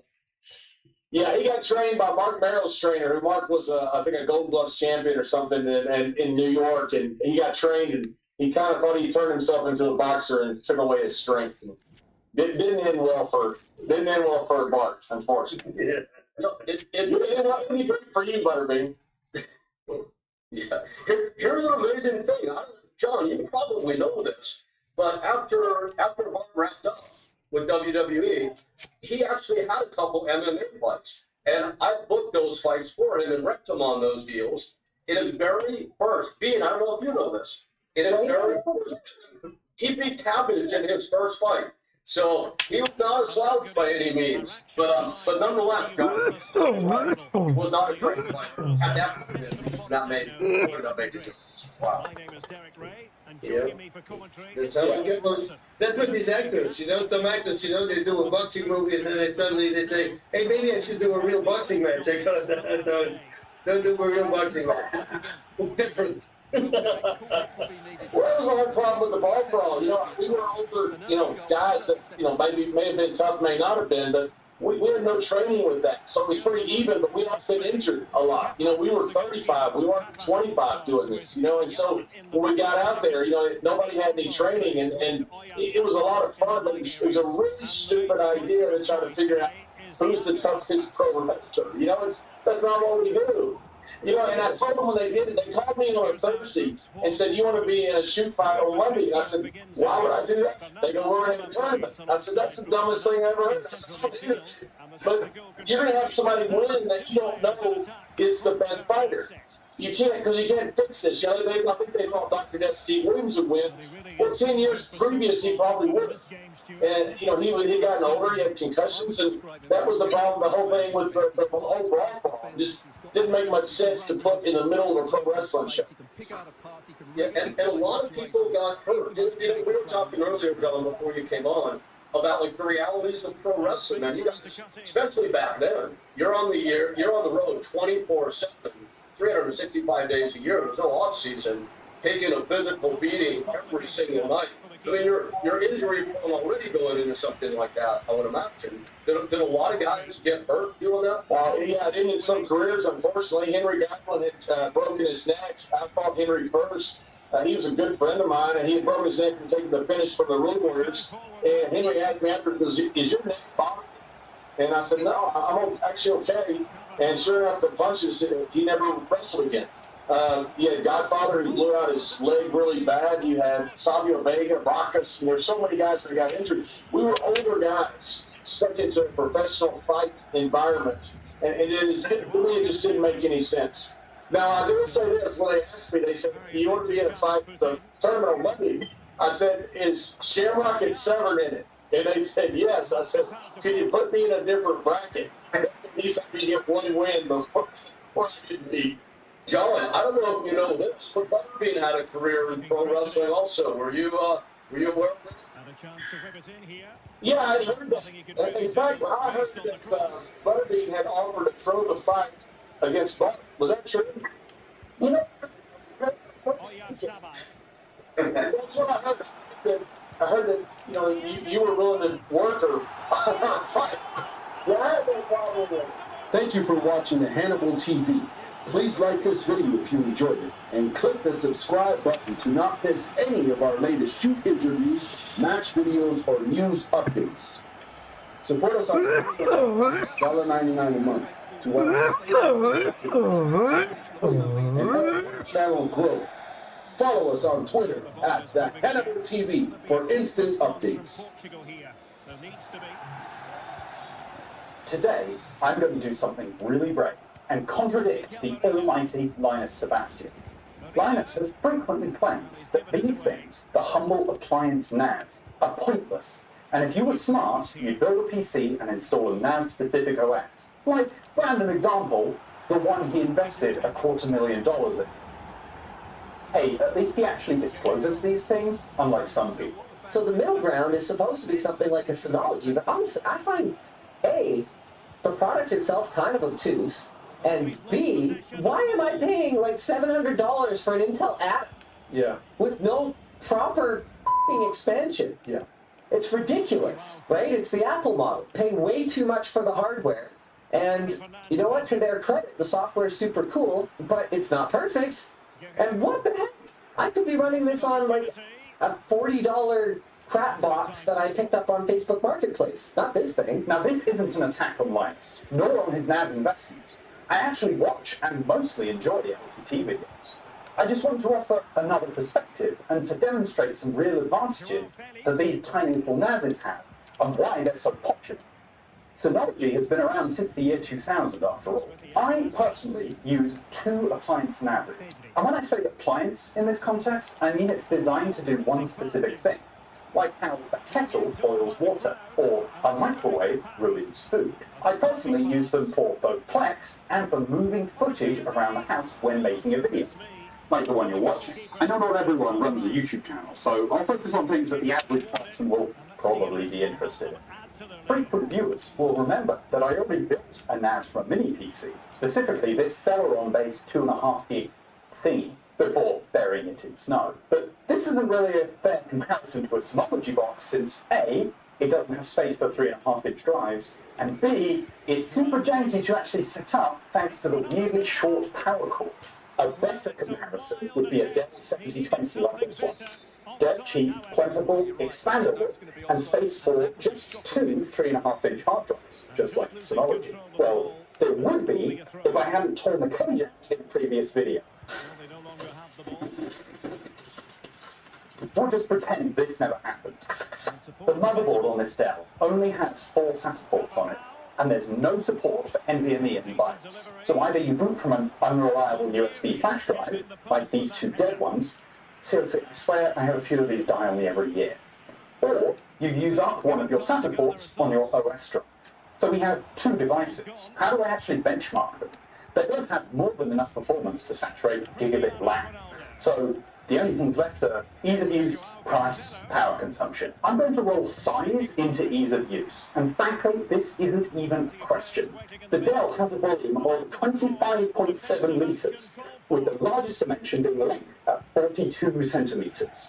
The Synology, on the other hand, is a mere 3.6 litres, with the longest dimension being only 23 centimetres long. It's basically the size of 2 SATA hard drives with a plastic shell wrapped around. That's 1/7 the volume for the same performance. It might not seem like that much, especially since I'm a single guy living in a house on my own, but if you have roommates, perhaps you live in a studio apartment, or even with your parents, that reduction in size is very significant. Now, of course, the whole reason Linus invested in a NAS company is that the existing options aren't easy to use or user-friendly.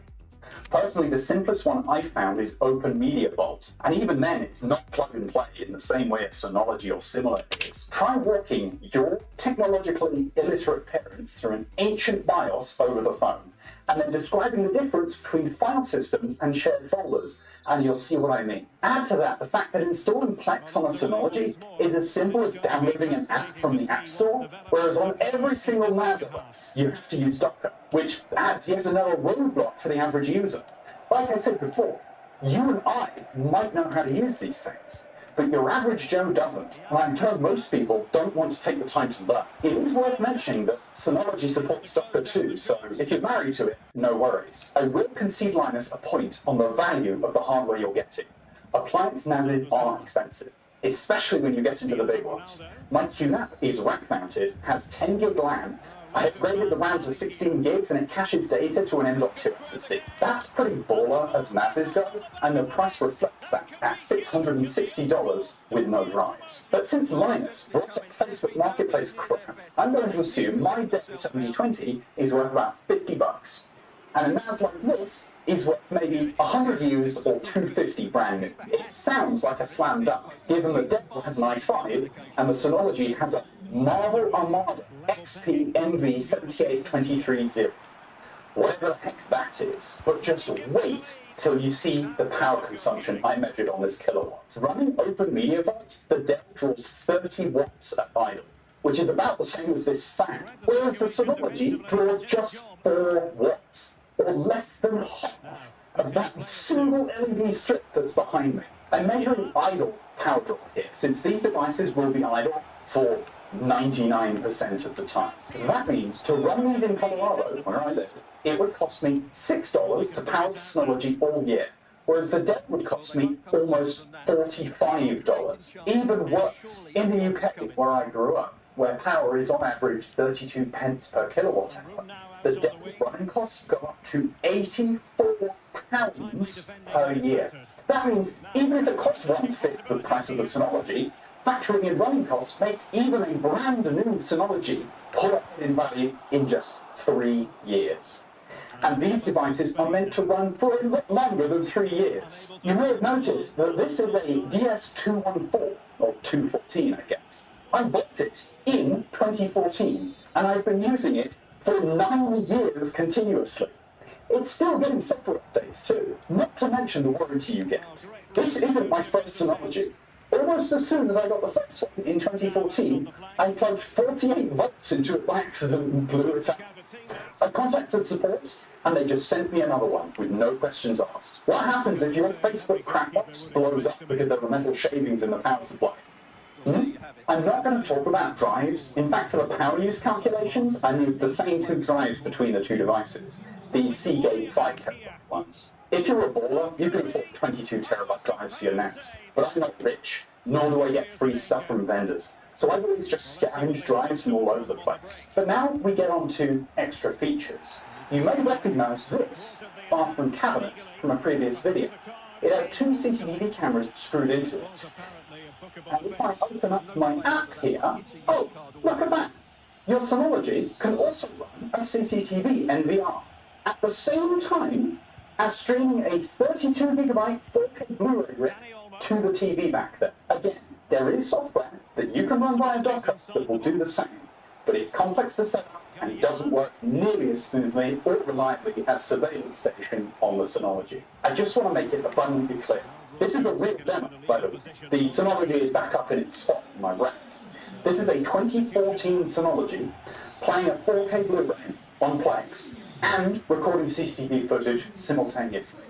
It's only got a dual-core ARM chip, for goodness sake.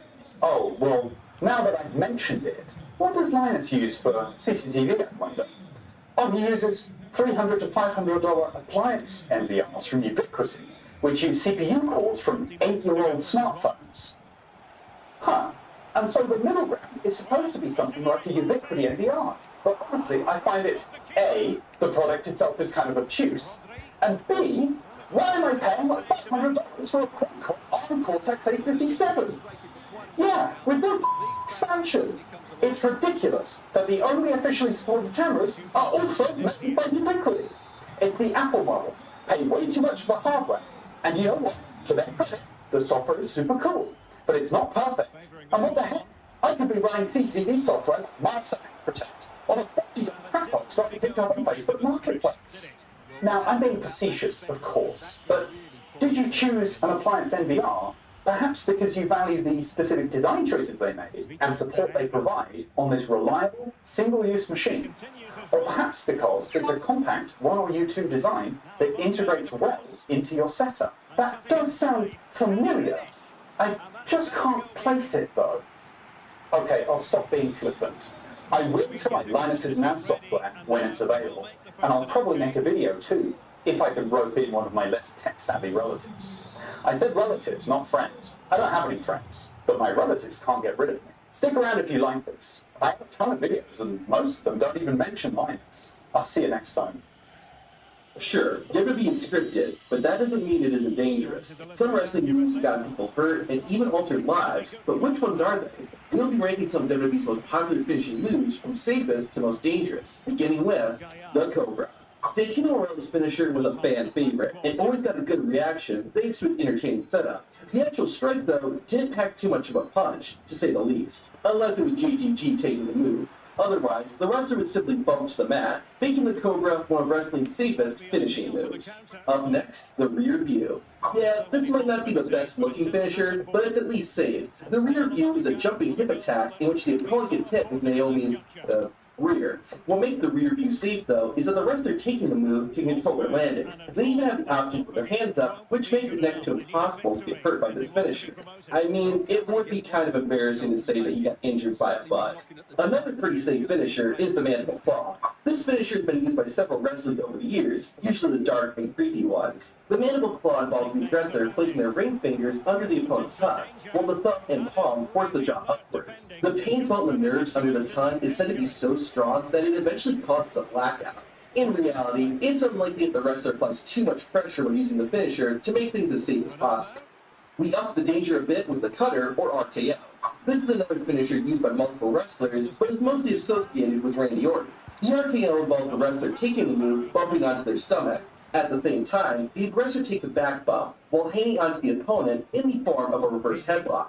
The key to performing this move safely is for both wrestlers to spread out their bodies, while also landing as flat as possible, thus making it a routine bump to the mat for both wrestlers. Hitting the move in midair certainly ups the ante, but the technique pretty much remains the same. As long as both wrestlers land flat, the cutter or RKO doesn't hurt that bad, and has very little risk of injuring someone. Another finisher that's similar to a cutter is the DDT. While Jake Roberts is often credited for inventing the move, the DDT has taken on a life of its own with many variations. The regular DDT starts with a front face lock, after which the wrestler performing the move takes a back bump, while the receiver of the move falls forward onto the mat. The DDT is generally considered basic and safe, but over time, wrestlers have developed different variations, with many of them increasing the danger of the move. The closer the opponent comes to land on their head and neck, then the more painful and dangerous the DDT is likely to be. However, there has been a limited amount of injuries caused by the DDT and its variations, so this is still a reasonably safe finisher. Moving on, we have our first submission finisher, the Figure 4. The finisher Ric Flair made famous involves the wrestler executing it to first perform a spinning toe hold. They then cross their opponent's legs until they are positioned like the number 4. The one doing the move applies further pressure to the opponent's crossed legs with their own. There's not really any way around it. The Figure 4 does hurt. Particularly the shin of the wrestler taking the move is where the most pain can be felt. However, there's not really any risk of an injury and a limited amount of soreness, at least compared to some other finishers. We take a step further into the danger zone with the chokeslam. Thanks to wrestlers like Kane, Big Show, and The Undertaker, the chokeslam has become one of the most popular WWE finishers of all time. Performing a chokeslam requires one wrestler to grab the other at the top of the chest and hoist them into the air while holding their back for leverage. The opponent will jump into the air, kick their legs out, and then be guided to the mat. It's vital that both wrestlers work together during the move in order to prevent injury. The opponent must leap high enough so the person doing the move can get enough momentum to guide them down. As they go up, they should also position their arm on the opponent's shoulder. This gives both wrestlers enough momentum and control to do the move safely. The main danger of the chokeslam is the wrestler not jumping high enough and simply the fact that they are both being lifted into the air and thrown down. However, as long as they work together and the wrestler taking the chokeslam lands flat on their back, there isn't much risk. We're moving further into the danger zone with the pedigree. To execute this finisher, the wrestler double underhooks both their opponent's arms. The aggressor then jumps into the air while bending their knees before coming down to the mat, with the opponent landing on their stomach.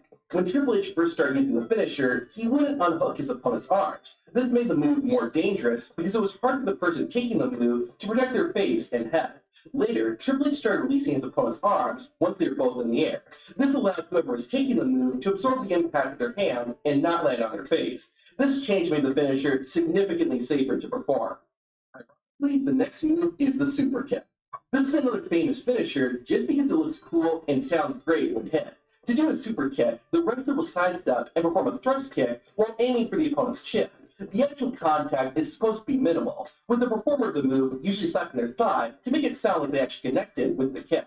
However, the timing of the move isn't always 100% perfect, leading to the opponent getting kicked in the face, which obviously increases the danger of the move. However, even if the wrestler does make contact, the technique they use can minimize any damage. This is why Shawn Michaels leaned away from the move when doing Sweet Shit Music, as he wanted to protect his opponent as much as possible. Next, we have another submission finisher, the sharpshooter. With the sharpshooter, the pressure builds the more the aggressor pulls the opponent's knee back and sits down on the move. The finisher just naturally hurts, but the more the opponent pushes themselves up, the more pain they're going to feel in their lower back. They're essentially being folded up like an accordion. This is why the image of Stone Cold being put in the sharpshooter at WrestleMania 13 is so iconic.